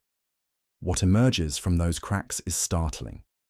People begin to experience consciousness as it was meant to be: vast, interconnected, creative, and free. They discover that reality is far more malleable than they were taught. They realize that time is not a prison, but a playground. They remember that they are not isolated souls seeking salvation, but expressions of an infinite consciousness exploring itself. This is the true horror of history's greatest cover-up. Not just that knowledge was hidden, but that human consciousness itself was hijacked, limited, and programmed to serve systems of control rather than express its infinite potential. But here's the secret they never wanted you to discover. The programming can be undone. The frameworks can be questioned. The limitations can be transcended. Consciousness can remember its true nature. Every time you experience a moment of pure awareness, free from thought and judgment, you're touching the consciousness that existed before the programming. Every time you feel deeply connected to another person, you're experiencing the interconnection that was severed by artificial separation. Every time you sense the timeless nature of the present moment, you're accessing the cyclical time that was replaced by linear thinking. The path forward isn't about gathering more information or exposing more conspiracies. It's about deprogramming consciousness itself. It's about remembering ways of being that predate the manipulation. It's about reclaiming the natural state of awareness that is your birthright. This is why the stakes are so high. We're not just talking about historical deception or institutional corruption. We're talking about the liberation of human consciousness from millennia of sophisticated programming. We're talking about remembering what it means to be truly human. The Vatican's greatest secret isn't hidden in vaults or archives. It's hidden in plain sight, in the very structure of how you think and perceive. But once you see it, once you understand how consciousness has been shaped and limited, you can begin the process of reclaiming your true nature. The question isn't whether you can handle the truth about history's greatest cover-up. The question is whether you're ready to remember who you really are beneath all the programming. Because that remembering, that awakening of consciousness to its true potential, is the one thing they've feared most of all. And it's happening now, one aware moment at a time, as humanity slowly awakens from the longest sleep in its history. In the shadows of collective memory, where the accepted story of humanity grows thin and brittle like ancient parchment, lies a profound and systematic manipulation that has shaped every corner of your understanding. You have been living inside a carefully constructed narrative, one so seamless and pervasive that questioning it feels like questioning reality itself. But what if the very foundations of that reality, your sense of time, identity, and truth, have been deliberately programmed, edited, and controlled by forces that understand the architecture of consciousness better than you understand yourself? This is not merely about hidden history or suppressed knowledge. This is about the most sophisticated form of control ever devised, the programming of perception itself. Because when you control how someone sees, you control what they believe. When you control what they believe, you control who they become. And when you control who they become, you control the very trajectory of human consciousness. The institutions that have wielded this power understand a fundamental truth that most never grasp. Reality is not fixed. It is constructed moment by moment through the interplay of attention, belief, and memory. Your brain doesn't record the world like a camera. It builds a version of reality from fragments, expectations, and inherited frameworks. And those frameworks, the lens through which you interpret everything, have been shaped by hands you've never seen, serving agendas you've never questioned. Consider how your sense of history was formed. Not through direct experience, but through stories told by those who controlled the narrative. The Dark Ages, for instance, were not simply a period of stagnation. They were a carefully manufactured void, a deliberate erasure designed to hide the true continuity of human knowledge and achievement. While the official story speaks of ignorance and superstition, the reality reveals something far more sinister: the systematic collection, concealment, and controlled release of human wisdom by institutions that understood that knowledge is the ultimate form of power. The Vatican, acting as both guardian and gatekeeper, didn't simply preserve ancient texts. They curated reality itself. By determining what could be known, when it could be revealed, and how it should be interpreted, they shaped the collective consciousness of entire civilizations. The Renaissance was not a rediscovery of lost knowledge. It was a controlled release of information that had been deliberately withheld, timed to serve the interests of those who had hidden it in the first place. But this manipulation extends far beyond historical narratives. It reaches into the very core of how you understand yourself and your place in the cosmos. Your sense of free will, your belief in the solidity of matter, your trust in your own perceptions. All of these have been shaped by frameworks that serve to limit rather than liberate human potential. Modern science itself, despite its claims to objectivity, operates within paradigms that were established by the same institutional forces that controlled medieval knowledge. The mechanistic worldview, the separation of mind and matter, the reduction of consciousness to mere brain activity, these are not discoveries, but imposed limitations designed to keep human awareness confined within acceptable boundaries. The most profound realization is this: you are not separate from the reality you observe. Your consciousness is not contained within your skull. You are part of a vast, interconnected field of awareness that has been deliberately fragmented and isolated through centuries of systematic programming. The institutions that understand this truth have used it to maintain control while keeping you trapped in the illusion of separation and powerlessness. Your memories are not your own. They are constantly being rewritten by your brain, influenced by expectations, emotions, and social conditioning. Your thoughts arise not from some sovereign self, but from patterns laid down by culture, education, and media. Even your sense of time, that most basic framework of experience, may be artificially constructed, stretched, or compressed to serve narratives that benefit those in power. The simulation hypothesis isn't science fiction. It's a recognition that reality itself may be far more malleable than you've been taught to believe. If consciousness shapes reality through observation, and if your consciousness has been programmed to observe in particular ways, then you are living in a kind of experiential prison, one whose bars are made not of steel, but of belief. But here lies the key to liberation. Once you see the programming, you can begin to rewrite it. Once you understand that your perception shapes reality, you can consciously choose what to perceive. Once you recognize that your thoughts are not entirely your own, you can begin to select which ones to amplify and which to release. The awakening that is occurring now is not accidental. It is the natural result of consciousness reaching a threshold where the old programming can no longer contain the expanding awareness of what is possible. Quantum physics, neuroscience, and ancient wisdom are converging to reveal what the controlling institutions have always known.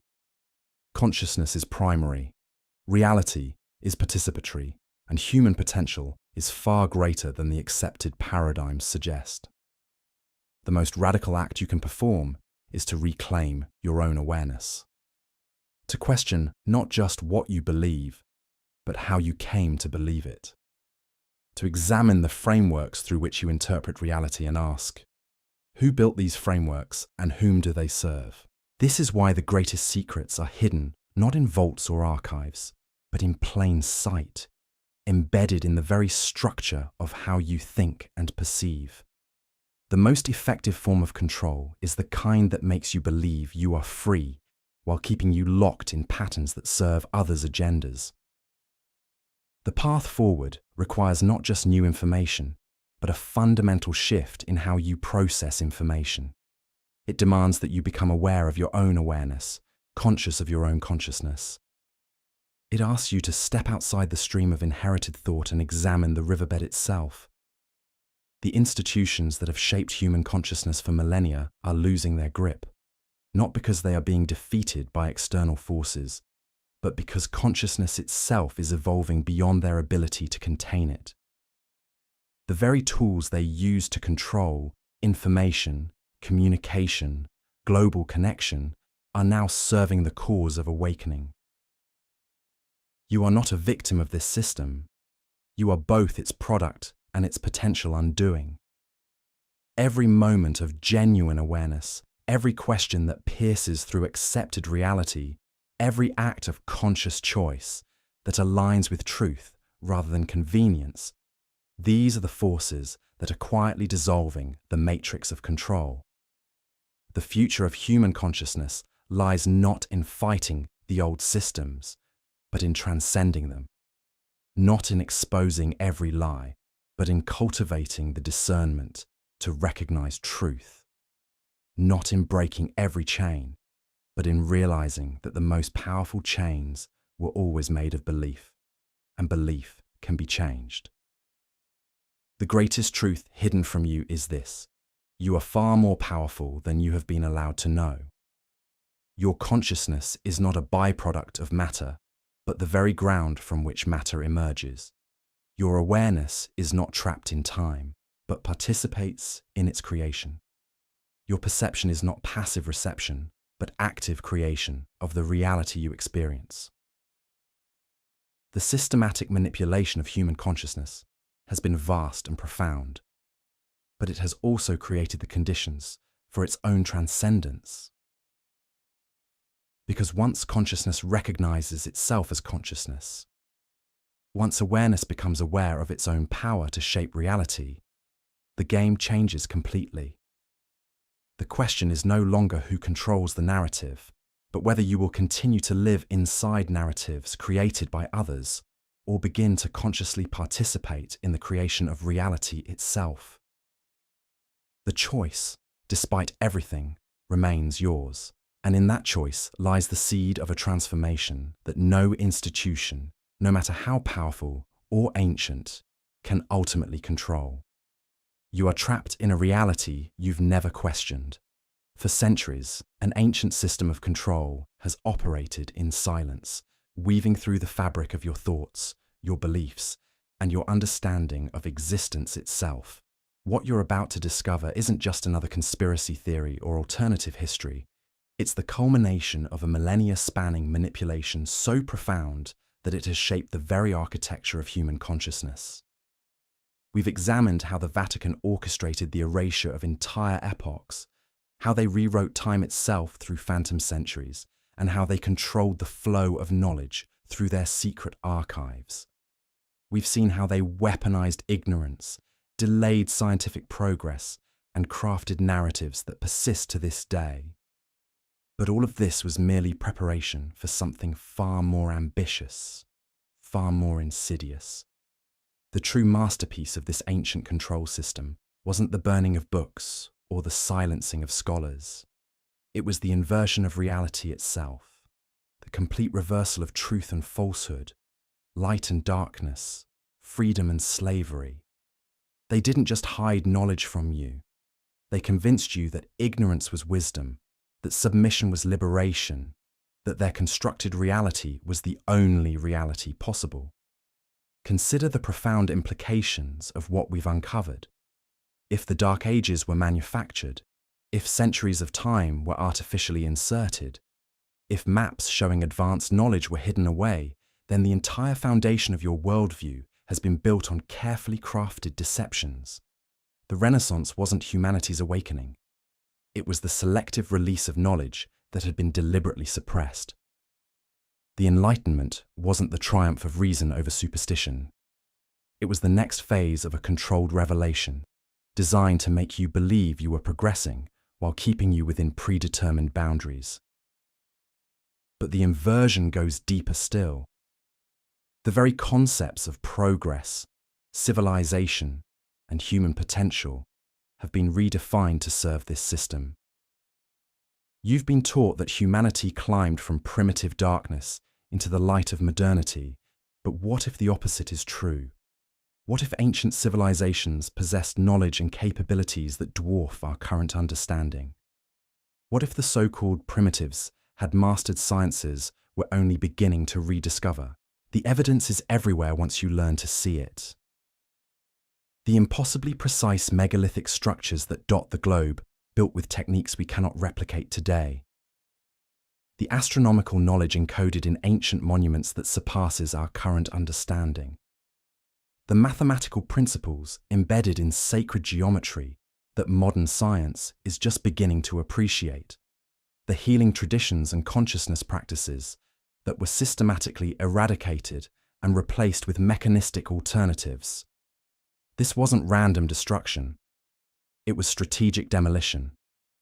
The old knowledge threatened the new order, not because it was primitive, but because it was too advanced. It revealed human potential that couldn't be controlled, consciousness that couldn't be contained, and truths that would have made the entire control structure impossible, so they inverted everything. They made you believe that ancient wisdom was superstition, that expanded consciousness was delusion, that direct spiritual experience was dangerous heresy. They convinced you that external authority was necessary for salvation, that your own inner knowing couldn't be trusted, that the path to truth lay through their institutions rather than through your own divine nature. The inversion of language became crucial to this process. Words that once carried profound meaning were hollowed out and refilled with their opposites. Light became the blinding glare that prevents true sight. Truth became the official narrative that obscures reality. Progress became the march toward greater control, disguised as advancement. Science became the new priesthood, dispensing approved knowledge while suppressing inconvenient discoveries. Even your understanding of time and history was inverted. Linear time, the idea that everything moves from past to future in a straight line, replaced the cyclical understanding that recognized the eternal nature of consciousness. This linear perspective made you believe in constant progress, that you were always moving towards something better, when in reality, you were being led further away from your true nature. The inversion of spiritual concepts was perhaps the most devastating. The kingdom of heaven, originally understood as a state of consciousness accessible here and now, was projected into a distant afterlife. Divine authority, once recognized as the spark within every being, was externalized into hierarchical institutions. Sacred texts that originally pointed toward inner realization were reinterpreted as historical documents requiring priestly interpretation. This systematic inversion didn't happen overnight. It took centuries of careful planning and implementation. Each generation was gradually moved further from the original understanding until the inversion became so complete that most people couldn't even conceive of the alternative. The prison became so perfect that the prisoners began to love their chains. The control of education was essential to maintaining this inversion. Each child born into the system was immediately programmed with the inverted reality. They learned to see the world through the lens of separation rather than unity, scarcity rather than abundance, competition rather than cooperation. They were taught to trust external authority over inner wisdom, to fear their own power, to believe in their fundamental unworthiness. The inversion of gender principles was another crucial element. The ancient understanding of masculine and feminine as complementary aspects of consciousness was distorted into rigid gender roles and patriarchal dominance. The divine feminine, once revered as the creative principle of existence, was demonized and suppressed. This created an imbalanced consciousness that was easier to control and manipulate. Science itself became a tool of inversion. Instead of being a method for exploring the deeper mysteries of existence, it was confined to materialistic reductionism. Consciousness was reduced to brain chemistry. Life was reduced to random molecular interactions. Love was reduced to evolutionary programming. The sacred was systematically eliminated from the scientific worldview, leaving only a cold, mechanical universe devoid of meaning or purpose. But perhaps the most profound inversion was the reversal of your relationship to reality itself. You were taught that you are a separate individual in an objective universe, when the truth is that you are consciousness itself experiencing a subjective reality. You were taught that you are a victim of circumstances beyond your control, when the truth is that you are the creator of your experience. You were taught that power lies outside yourself, when the truth is that all power originates from within. This inversion of your fundamental nature was the keystone of the entire control system. Once you believed you were powerless, separate, and dependent on external authority, every other deception became possible. You would willingly hand over your sovereignty to those who promised to protect and guide you. You would accept limitations on your freedom in exchange for security.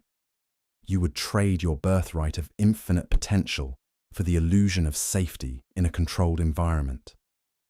The programming ran so deep that even when evidence of the deception was presented, most people would reject it outright. The inverted reality had become their identity. To question it meant questioning everything they believed about themselves and their world.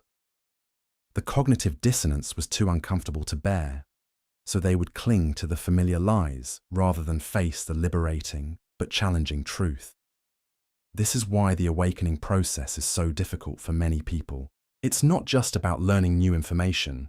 It's about undoing centuries of programming, reversing a complete inversion of reality, and reclaiming a consciousness that has been systematically fragmented and suppressed. It requires not just intellectual understanding, but a fundamental shift in identity and perception. Yet this awakening is exactly what is happening now. The old control structures are crumbling under the weight of their own contradictions. The information age, despite attempts to control it, has made the suppressed knowledge available to anyone willing to seek it. The inversion is being exposed, the lies are being revealed, and consciousness is beginning to remember its true nature. The signs are everywhere. Ancient wisdom is being rediscovered and validated by modern science. Consciousness research is revealing the fundamental role of awareness in shaping reality. Quantum physics is confirming what mystics have always known about the interconnected nature of existence. Alternative healing modalities are proving more effective than conventional medicine. People are awakening to their own inner authority and rejecting external control. But the forces of inversion are not giving up without a fight. As their control weakens, they are becoming more desperate and more obvious in their manipulation. The propaganda becomes more blatant, the fear campaigns more hysterical, the attempts at division more pronounced. They are pulling out all the stops to maintain their grip on consciousness, but their very desperation reveals their weakness. The key to liberation lies not in fighting the old system, but in embodying the new reality. As more people remember their true nature, as more consciousness awakens to itself, the inverted reality simply cannot be sustained. Truth has a way of emerging, no matter how deeply it has been buried. Light has a way of dispelling darkness, no matter how long the night has lasted. You are not a victim of this ancient deception. You are not powerless in the face of this control system. You are consciousness itself, temporarily forgetting its true nature, but now beginning to remember. The inversion that has held humanity in bondage for millennia is coming to an end, not through external revolution, but through internal awakening. The path forward requires courage, discernment, and an unwavering commitment to truth. It means questioning everything you've been taught, examining every belief you hold, and being willing to release anything that doesn't serve your highest good. It means trusting your own inner knowing over external authority, your own direct experience over received doctrine. Most importantly, it means recognizing that this awakening is not just about you. It's about the liberation of human consciousness itself. Every person who breaks free from the inversion contributes to the collective awakening. Every individual who remembers their true nature helps to restore the original reality for all of humanity. The ancient control system understood something profound about consciousness, that it is infinitely creative and therefore infinitely powerful. Their entire strategy was based on making you forget this truth, on convincing you that you are small, separate, and powerless. But consciousness cannot be permanently suppressed. It will always find a way to express its true nature, to create, to expand, to evolve. As this great awakening continues to unfold, remember that you are not just witnessing it, you are actively participating in it. Your consciousness, your choices, your willingness to see beyond the inversion all contribute to the restoration of truth. You are both the audience and the actor in the greatest story ever told.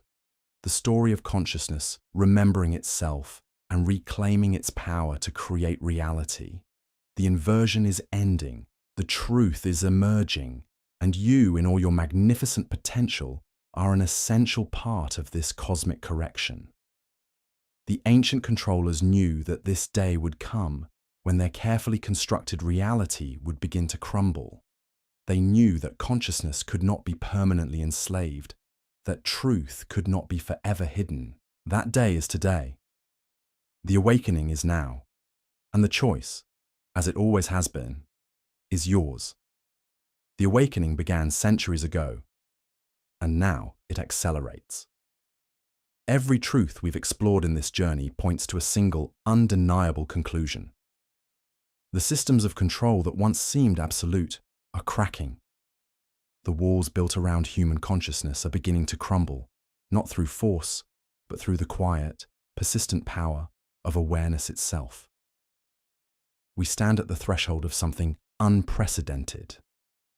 For the first time in recorded history, humanity possesses both the tools and the understanding to see beyond the manufactured illusions that have defined our reality. The simulation hypothesis, the missing universe, the malleable nature of memory and perception, these aren't abstract concepts. They are keys to unlocking the prison of limited consciousness that has contained us for millennia. The Vatican's archives may hold fragments of suppressed knowledge, but the greatest archive was never external. It was always within, encoded in our DNA, whispered through our intuition, preserved in the quantum field of consciousness itself. Every meditation that stills the chattering mind, every moment of presence that cuts through the narrative of separation, every act of love that transcends the programming of fear, these are the real acts of rebellion against the systems that sought to diminish our power. Consider what we've learned. Reality responds to observation. Thoughts shape neural pathways.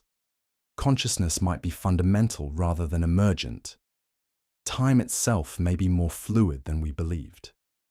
These discoveries aren't accidents. They represent the universe's own intelligence awakening to itself through us. We are not separate from the cosmic process. We are its leading edge, its evolving self-awareness. The Dark Ages weren't just a historical period. They were a prototype, a testing ground for consciousness suppression. But every system of control contains the seeds of its own undoing. The same technologies used to manipulate and distract can be turned toward liberation. The same quantum principles that reveal reality's malleable nature can be harnessed to transform our experience. The same interconnectedness that makes us vulnerable to programming also makes us capable of collective awakening. What emerges now is not another belief system to replace the old ones, but something far more profound: direct knowing. The recognition that consciousness is not produced by the brain, but flows through it. That thoughts are not facts, but events in awareness. That the self is not a fixed entity, but a fluid process of becoming. That separation is the fundamental illusion from which all suffering springs. This understanding changes everything. When you realize that reality is participatory rather than fixed, you stop being a victim of circumstance and become a conscious co-creator. When you see through the illusion of linear time, you access the eternal present where all transformation occurs. When you recognize the observer-observed unity, you step out of the drama of personal history into the freedom of pure awareness. The institutions that once monopolized truth, whether religious, scientific, or political, are becoming obsolete not through revolution, but through irrelevance. Why seek truth from external authorities when you can access it directly? Why accept limitations imposed by others when you can explore the infinite possibilities of consciousness itself? Why live in fear when you can embody the love that is your deepest nature? This is not a call to abandon reason or retreat into fantasy. It's an invitation to expand beyond the narrow bandwidth of consensus reality into the full spectrum of human potential. Science and spirituality are converging, revealing that the mystics and the physicists were always describing the same phenomenon from different angles. The universe is not a dead machine, but a living intelligence, and we are its eyes, its hands, its evolving heart. The programming runs deep, yes. The habits of limitation are strong. The fear of freedom can be overwhelming. But consciousness itself is stronger. It is the one thing that cannot be destroyed, only temporarily obscured. And now, in this pivotal moment of human history, the clouds are parting. The light of awareness is breaking through the manufactured darkness. You are not who you were told you were. You are not bound by the stories of your past, the limitations of your conditioning, or the expectations of a world that has forgotten its own divine nature. You are consciousness itself, temporarily focused through a human nervous system, here to remember what was never really lost, and to embody what was always true. The greatest conspiracy was never about hiding external truths. It was about convincing you that you were separate from the source of truth itself. The greatest liberation is not the revelation of secret knowledge, but the recognition that you are the knower, the known, and the knowing, seamlessly one. This understanding is spreading, person by person, moment by moment, through the invisible networks of consciousness that connect all beings. Every time someone wakes up from the trance of separation, the field shifts. Every act of authentic presence ripples through the collective unconscious. Every choice made from love rather than fear helps birth the new paradigm. We are not waiting for disclosure from governments or revelations from institutions. We are the disclosure. We are the revelation. The truth was never hidden. It was only forgotten. And now, as memory returns and awareness expands, we find ourselves exactly where we always were, in the heart of an infinite, intelligent, loving universe that has been dreaming us into existence and now awakens to recognize itself in our eyes. The journey of awakening is not about reaching some distant destination. It's about recognizing that you've never left home. The kingdom of heaven, the enlightened state, the unified field, call it what you will, is not somewhere else. It's here now, in the very awareness that is reading these words, in the consciousness that is always present, always perfect, always free. The manipulation ends when you stop believing you can be manipulated. The control dissolves when you remember your true nature. The illusion of separation fades when you recognize the love that you are.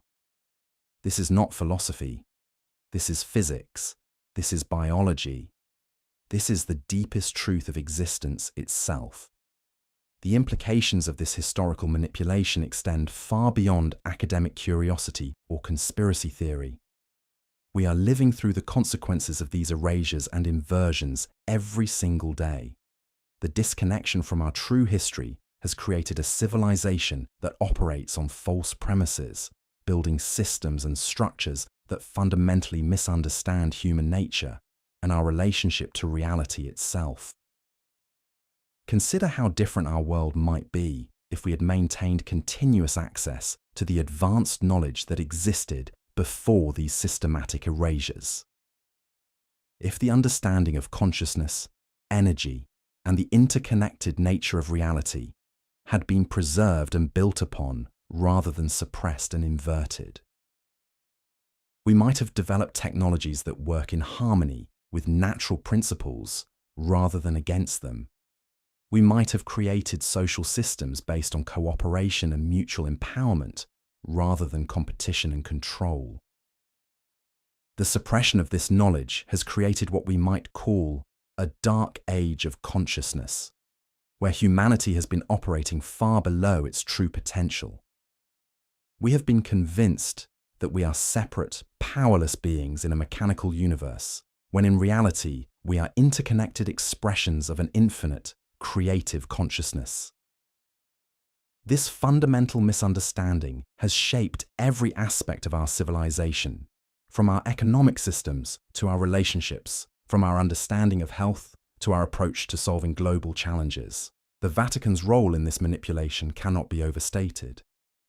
As the inheritor of Roman imperial power structures, it has served as the primary orchestrator of this grand deception.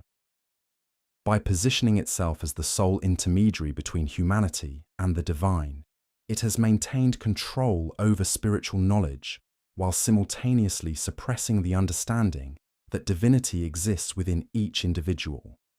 This has created a civilization of spiritual dependence rather than spiritual empowerment. The creation of artificial timelines and the erasure of historical periods has served multiple purposes. It has eliminated evidence of advanced civilizations that might challenge the narrative of linear progress and technological development. It has removed examples of societies that operated on different principles, perhaps more aligned with natural law and human potential. And it has created a sense of historical inevitability, making current power structures appear as the natural result of human development, rather than artificially imposed systems of control. The manipulation of language has been particularly insidious.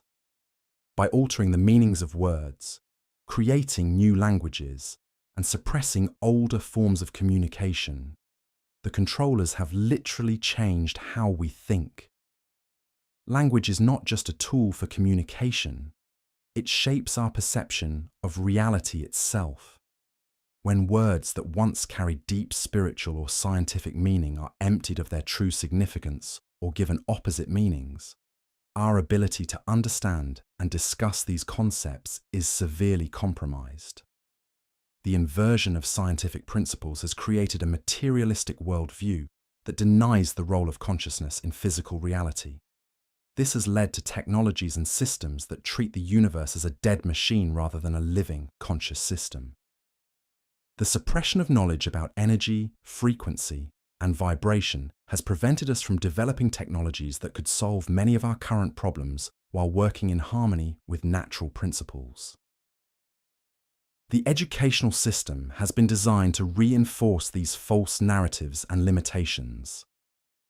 Rather than encouraging critical thinking and inner exploration, it promotes memorization of approved information and conformity to established authority. Students are taught to accept the official version of history without question, and to view themselves as separate, competitive individuals rather than interconnected parts of a greater whole. The medical system has been similarly manipulated, focusing on treating symptoms rather than addressing root causes, and viewing the body as a machine rather than an energy system connected to consciousness. The suppression of traditional healing knowledge and the persecution of alternative approaches has created a system that often creates more problems than it solves while generating enormous profits for those who control it. The financial system represents perhaps the most sophisticated form of this control. By creating money from nothing and charging interest on it, a small group has gained control over the economic activity of entire civilizations. This system of debt-based currency ensures that scarcity is maintained even in the midst of abundance, keeping populations focused on survival rather than growth and exploration. The manipulation of religious and spiritual systems has been equally devastating. By taking universal spiritual truths and wrapping them in dogma, ritual, and institutional authority, the controllers have turned humanity's natural spiritual impulses into tools of control.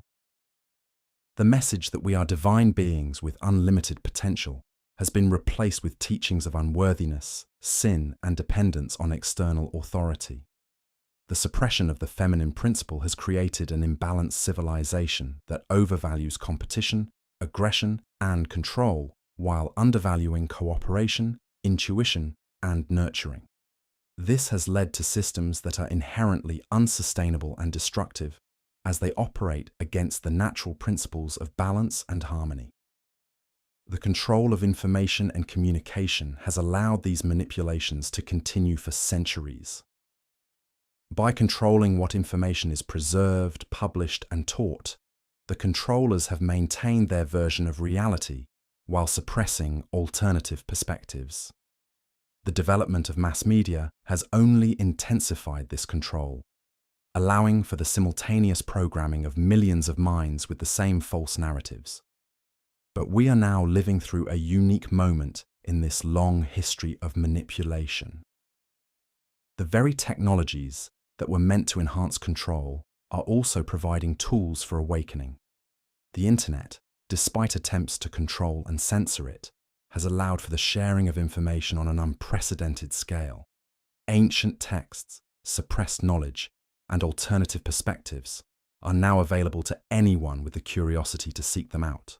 The convergence of modern science with ancient wisdom is revealing the truth about consciousness and reality that has been hidden for so long. Quantum physics is confirming what mystics have always known about the role of consciousness in creating reality. Neuroscience is revealing the plasticity of the brain and the power of focused intention. Biology is discovering the interconnectedness of all life and the intelligence that exists at every level of existence. At the same time, growing numbers of people are experiencing direct awakening to their true nature. They are recognizing that the limitations they have been taught to accept are not real, that the separation they have been told exists is an illusion, and that the power they have been told belongs to others actually resides within themselves. This awakening is not just individual, it is collective. As more people recognize the truth about their nature and the artificial nature of the control systems, the entire structure of manipulation begins to lose its power. The controllers have maintained their position through the consent and compliance of the controlled. As that consent is withdrawn and that compliance ends, the entire system must transform. The awakening is also revealing the true nature of reality itself. We are discovering that consciousness is not produced by the brain, but is the fundamental fabric of existence. We are learning that time is not linear, but multidimensional, that space is not empty, but filled with infinite potential, and that matter is not solid, but crystallized consciousness. This understanding changes everything. If consciousness is fundamental, then we are not powerless victims of circumstance, but active participants in the creation of our reality. If time is multidimensional, then we are not bound by the past or predetermined futures, but can access infinite possibilities in each moment. If space is filled with potential, then scarcity is an illusion, and abundance is our natural state.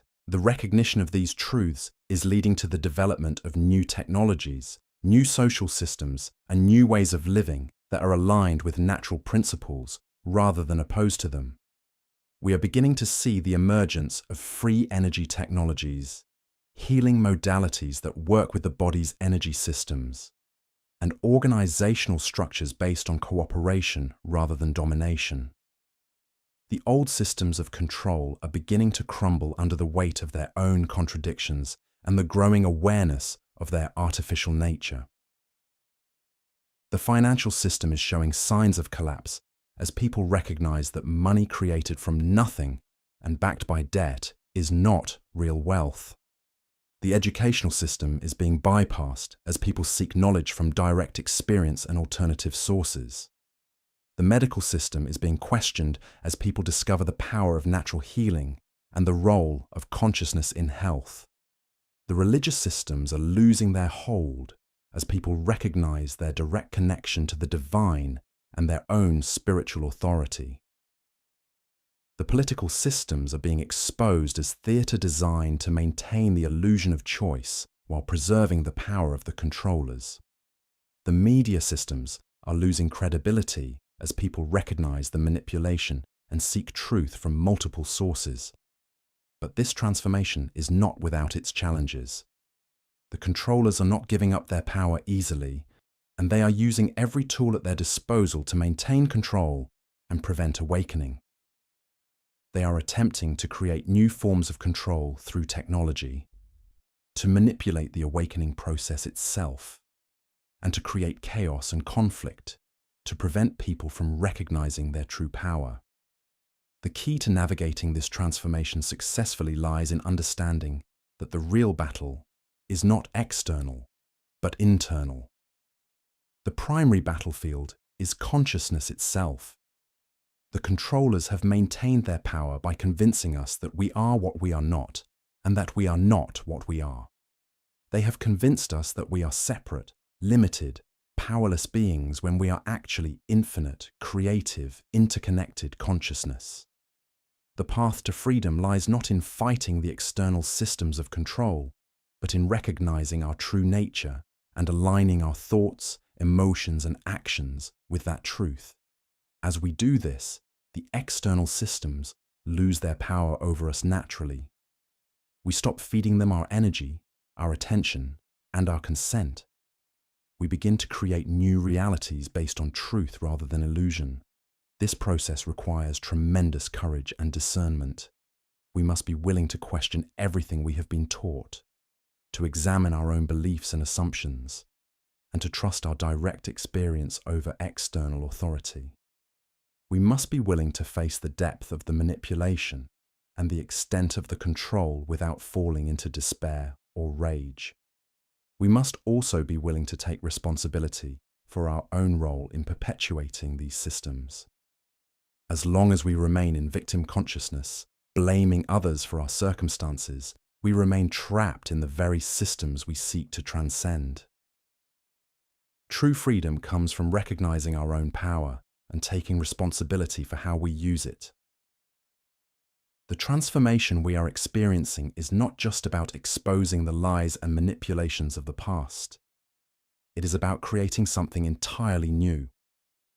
We are being called to become the ancestors that future generations will thank for having the courage to break free from the cycles of control and limitation that have defined human civilization for millennia. This is not a process that can be rushed or forced. Consciousness awakens in its own time and its own way. But we can support the process by remaining open, curious, and committed to truth. We can share what we have learned with others while respecting their own journey and timing. We can create spaces and communities where truth can be explored and expressed freely. We can also begin to live the truth we have discovered.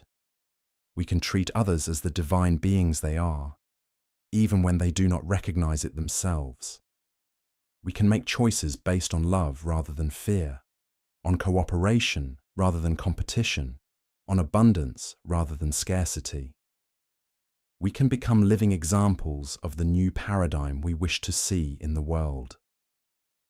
The evidence of this transformation is all around us for those who have eyes to see. New technologies are emerging that work with natural principles rather than against them. New healing modalities are being developed that recognize the role of consciousness in health. New educational approaches are being created that honor the whole person rather than just the intellect. New forms of organization are emerging that are based on cooperation and mutual empowerment rather than hierarchy and control. New economic systems are being developed that recognize abundance as our natural state rather than scarcity as an inevitable condition.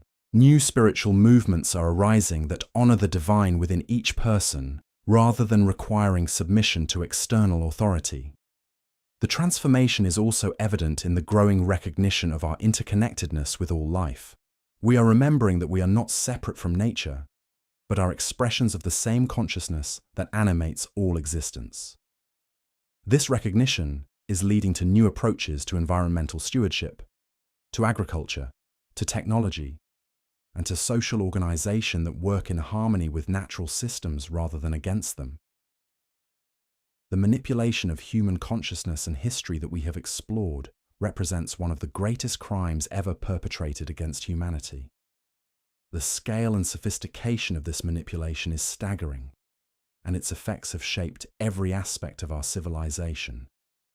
But the very fact that we can now see and understand this manipulation means that its power over us is waning. The truth has a power that no lie can ultimately overcome. Once consciousness awakens to its true nature, it cannot be put back to sleep. Once the illusions are seen for what they are, they lose their power to deceive. Once the manipulations are exposed, they can no longer operate in secret. We are living through the greatest awakening in human history. More people are questioning the official narratives, seeking direct experience of truth and recognizing their own power than ever before. This awakening is accelerating as more people share their discoveries and support each other in the journey toward freedom. The hundreds of years that have been erased from history are not lost forever. They live on in the consciousness that created them, and that consciousness is awakening within us now. The knowledge that has been suppressed is being rediscovered. The technologies that have been hidden are being revealed. The understanding that has been inverted is being corrected.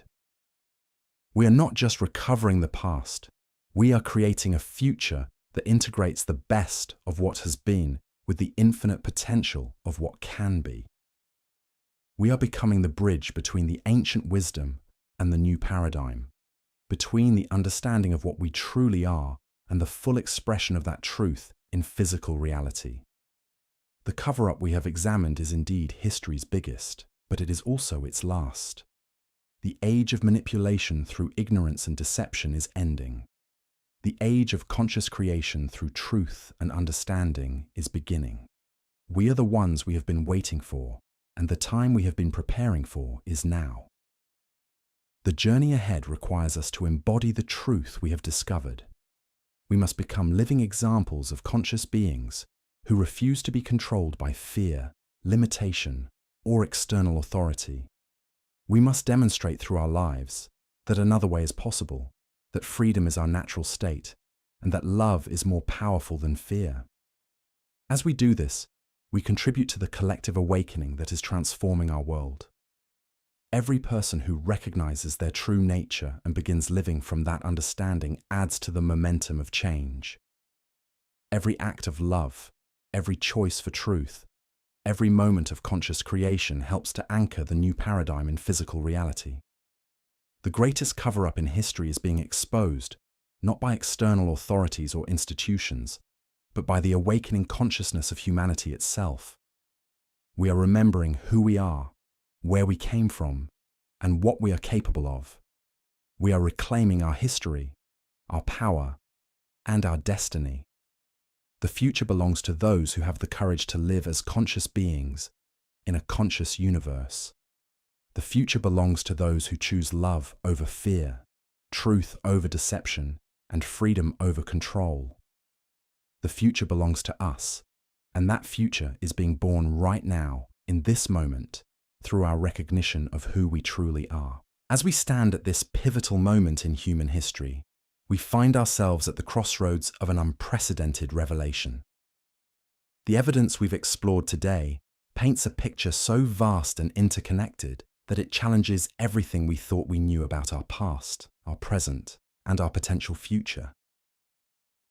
The systematic erasure of centuries from our historical record represents far more than academic fraud or religious manipulation.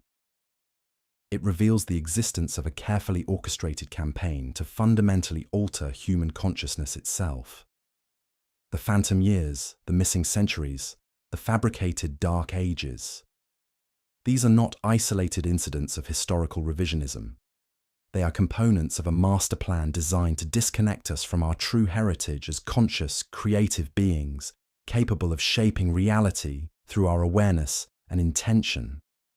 By controlling our understanding of time, these institutions have controlled our perception of possibility itself. Consider the implications of what we've uncovered. If entire centuries can be inserted into our timeline without detection for over a millennium, what does this say about the nature of consensus reality? How many other fundamental assumptions about our world are built upon equally fabricated foundations? The answer, as we've seen, extends far beyond historical chronology into the very fabric of how we understand ourselves and our place in the universe. The Vatican's role in this grand deception cannot be overstated. As we've documented, their control over information, education, and spiritual understanding has created a prison of consciousness that has kept humanity trapped in cycles of limitation and separation.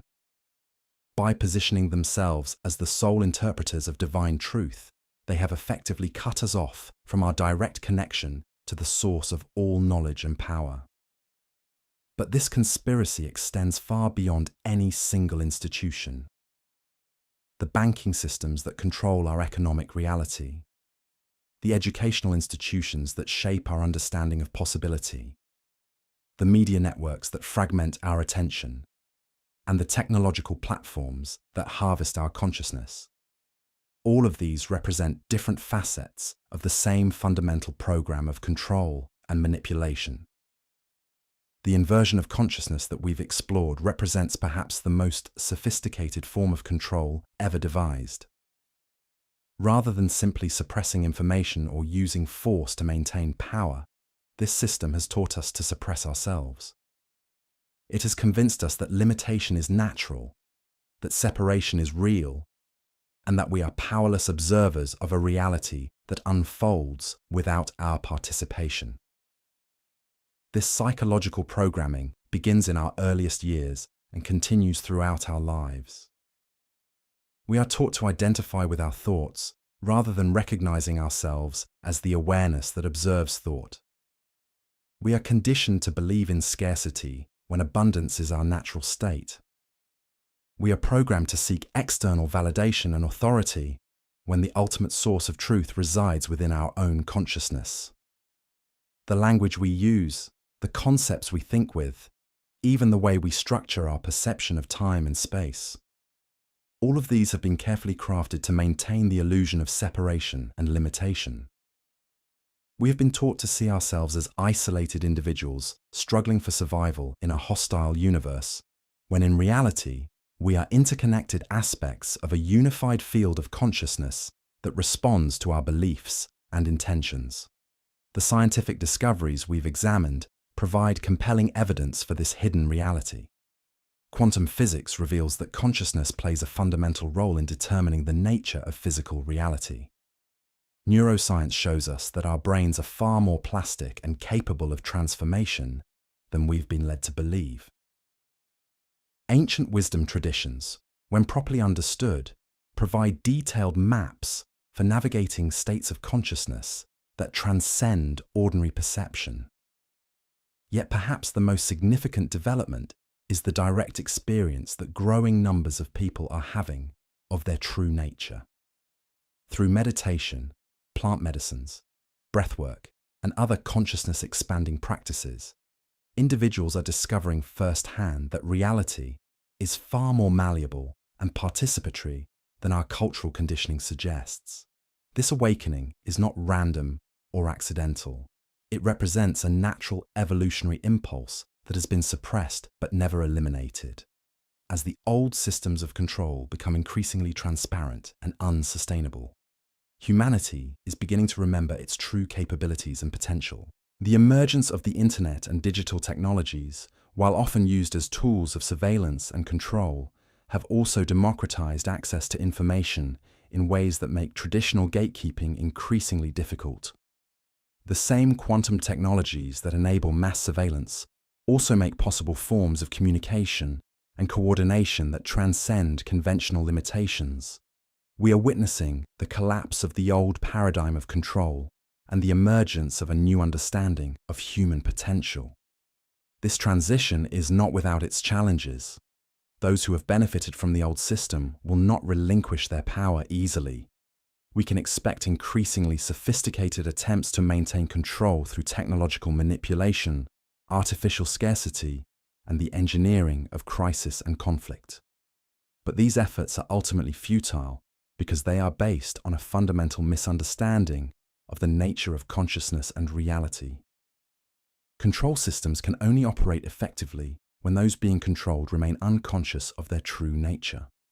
As awareness expands, the foundations of these systems dissolve. The key to navigating this transition successfully lies in understanding that the transformation must begin within our own consciousness. We cannot create a new reality from the same level of awareness that created the old one. We must be willing to question our most fundamental assumptions about the nature of self, reality, and possibility. This requires courage because it means letting go of familiar identities and beliefs that may have provided a sense of security, even if that security was ultimately illusory. It means taking responsibility for our own consciousness and the reality we create through our thoughts, beliefs, and actions. The practices we've discussed, meditation, breath work, energy work, and direct inquiry into the nature of consciousness, are not mere techniques for stress reduction or personal development. They are tools for reclaiming our birthright as conscious creators of reality. They allow us to access states of awareness that transcend the programmed limitations of ordinary consciousness. As we develop these capacities, we begin to understand that the separation between inner and outer reality is itself an illusion. The world we perceive is a reflection of our collective consciousness. By transforming our inner landscape, we automatically contribute to the transformation of the outer world. This is not a passive process. It requires active participation in dismantling the structures of control within our own minds and lives. It means questioning authority, thinking independently, and trusting our own direct experience over external opinions and interpretations. It also means recognizing that we are not alone in this process. The awakening that is occurring is a collective phenomenon. As more individuals reclaim their consciousness and step into their power, the morphic field of human awareness shifts, making it easier for others to access these expanded states of consciousness. The communities that are forming around these new understandings represent the seeds of a new civilization based on cooperation rather than competition, abundance rather than scarcity, and unity rather than separation. These communities are not utopian fantasies, but practical experiments in conscious living that are already demonstrating their viability. The technologies that are emerging from this new understanding of consciousness and reality will make our current systems of control obsolete. Free energy technologies, consciousness-assisted healing, and direct telepathic communication are not science fiction, but natural capabilities that emerge when we transcend the limitations of mechanistic thinking. The timeline we are living through is unprecedented in human history. Never before have so many people had access to such a wide range of information, practices, and technologies for consciousness expansion. Never before has the old paradigm of control been so transparent and vulnerable to exposure. We are the generation that has the opportunity to complete the liberation of human consciousness from the systems that have constrained it for centuries.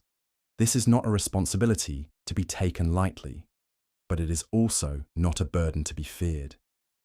It is the natural fulfillment of our evolutionary potential. The choice before us is clear.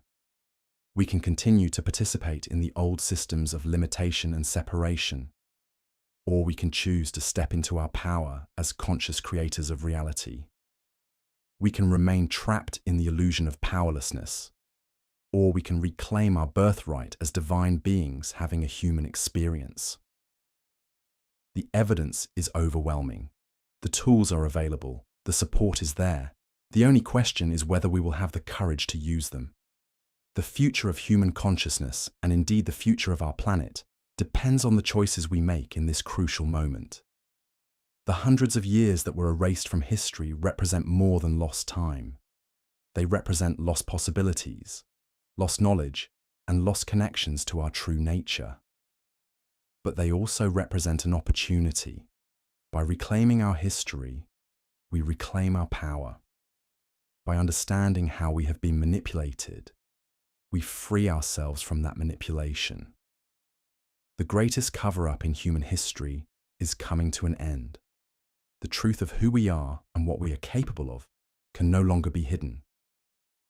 The question is not whether this transformation will occur, but how quickly and how smoothly we will allow it to unfold. The time for passive observation is over. The time for active participation in our own evolution has begun. The future is not something that happens to us. It is something we create through our consciousness, our choices, and our actions. We are not victims of history. We are the authors of the next chapter. And that chapter begins now, with each of us taking responsibility for our own consciousness and stepping into our power as co-creators of reality. So where does this leave us today? Standing at the threshold of the most significant revelation in human history. The systematic manipulation that has governed our civilization for centuries is finally losing its grip. The carefully constructed illusions are crumbling as more people awaken to the truth of their own consciousness and power. The evidence is everywhere once you know how to look. The inconsistencies in historical timelines, the suppression of ancient technologies, the inversion of spiritual teachings, and the deliberate fragmentation of human knowledge all point to the same conclusion. We have been living in a manufactured reality designed to keep us small, dependent, and unaware of our true nature. But here's what the controllers never anticipated. Consciousness itself cannot be permanently suppressed. It finds a way to emerge, to remember, to reclaim its power. And that's exactly what's happening now. The collective awakening we're witnessing isn't just a trend or a movement. It's the natural result of consciousness recognizing itself after centuries of imposed amnesia. The ancient control systems that once seemed omnipotent are now revealed as elaborate illusions maintained by our own unconscious participation. The moment we stop feeding these systems with our attention, belief, and energy, they begin to dissolve. This is why there's such desperation in the attempts to maintain control through increasingly obvious manipulations of media, education, and social structures. The real secret they've been hiding isn't just about missing years or suppressed technologies. It's about the fundamental nature of reality itself. We are not separate, isolated beings struggling to survive in a hostile universe. We are conscious creators, interconnected expressions of the same divine source that has always had the power to shape reality through focused intention and awareness. Every individual who awakens to this truth becomes a catalyst for collective transformation. When you remember who you are beyond the programmed limitations, you automatically begin to operate from a different level of consciousness. Your very presence becomes a frequency that helps others remember their own true nature. The hundreds of years that were erased from history weren't just stolen from our past. They were stolen from our future. But we have the power to reclaim them, not by trying to recreate what was lost, but by consciously choosing to create something entirely new. A civilization based on truth, interconnection, and the recognition of our divine nature. This is the real revolution. Not a political uprising or social movement, but a fundamental shift in consciousness that renders the old control systems obsolete. When humanity remembers its true power, the need for external authorities, manipulated timelines, and inverted teachings simply disappears. The choice is before each of us now. We can continue participating in the illusion of separation and limitation, or we can step into the truth of our infinite creative potential. The controllers know their time is ending. The question is, are you ready to reclaim yours? The greatest cover-up in history is being exposed not through external revelations, but through the awakening of consciousness itself. And that awakening is unstoppable because it's who we truly are.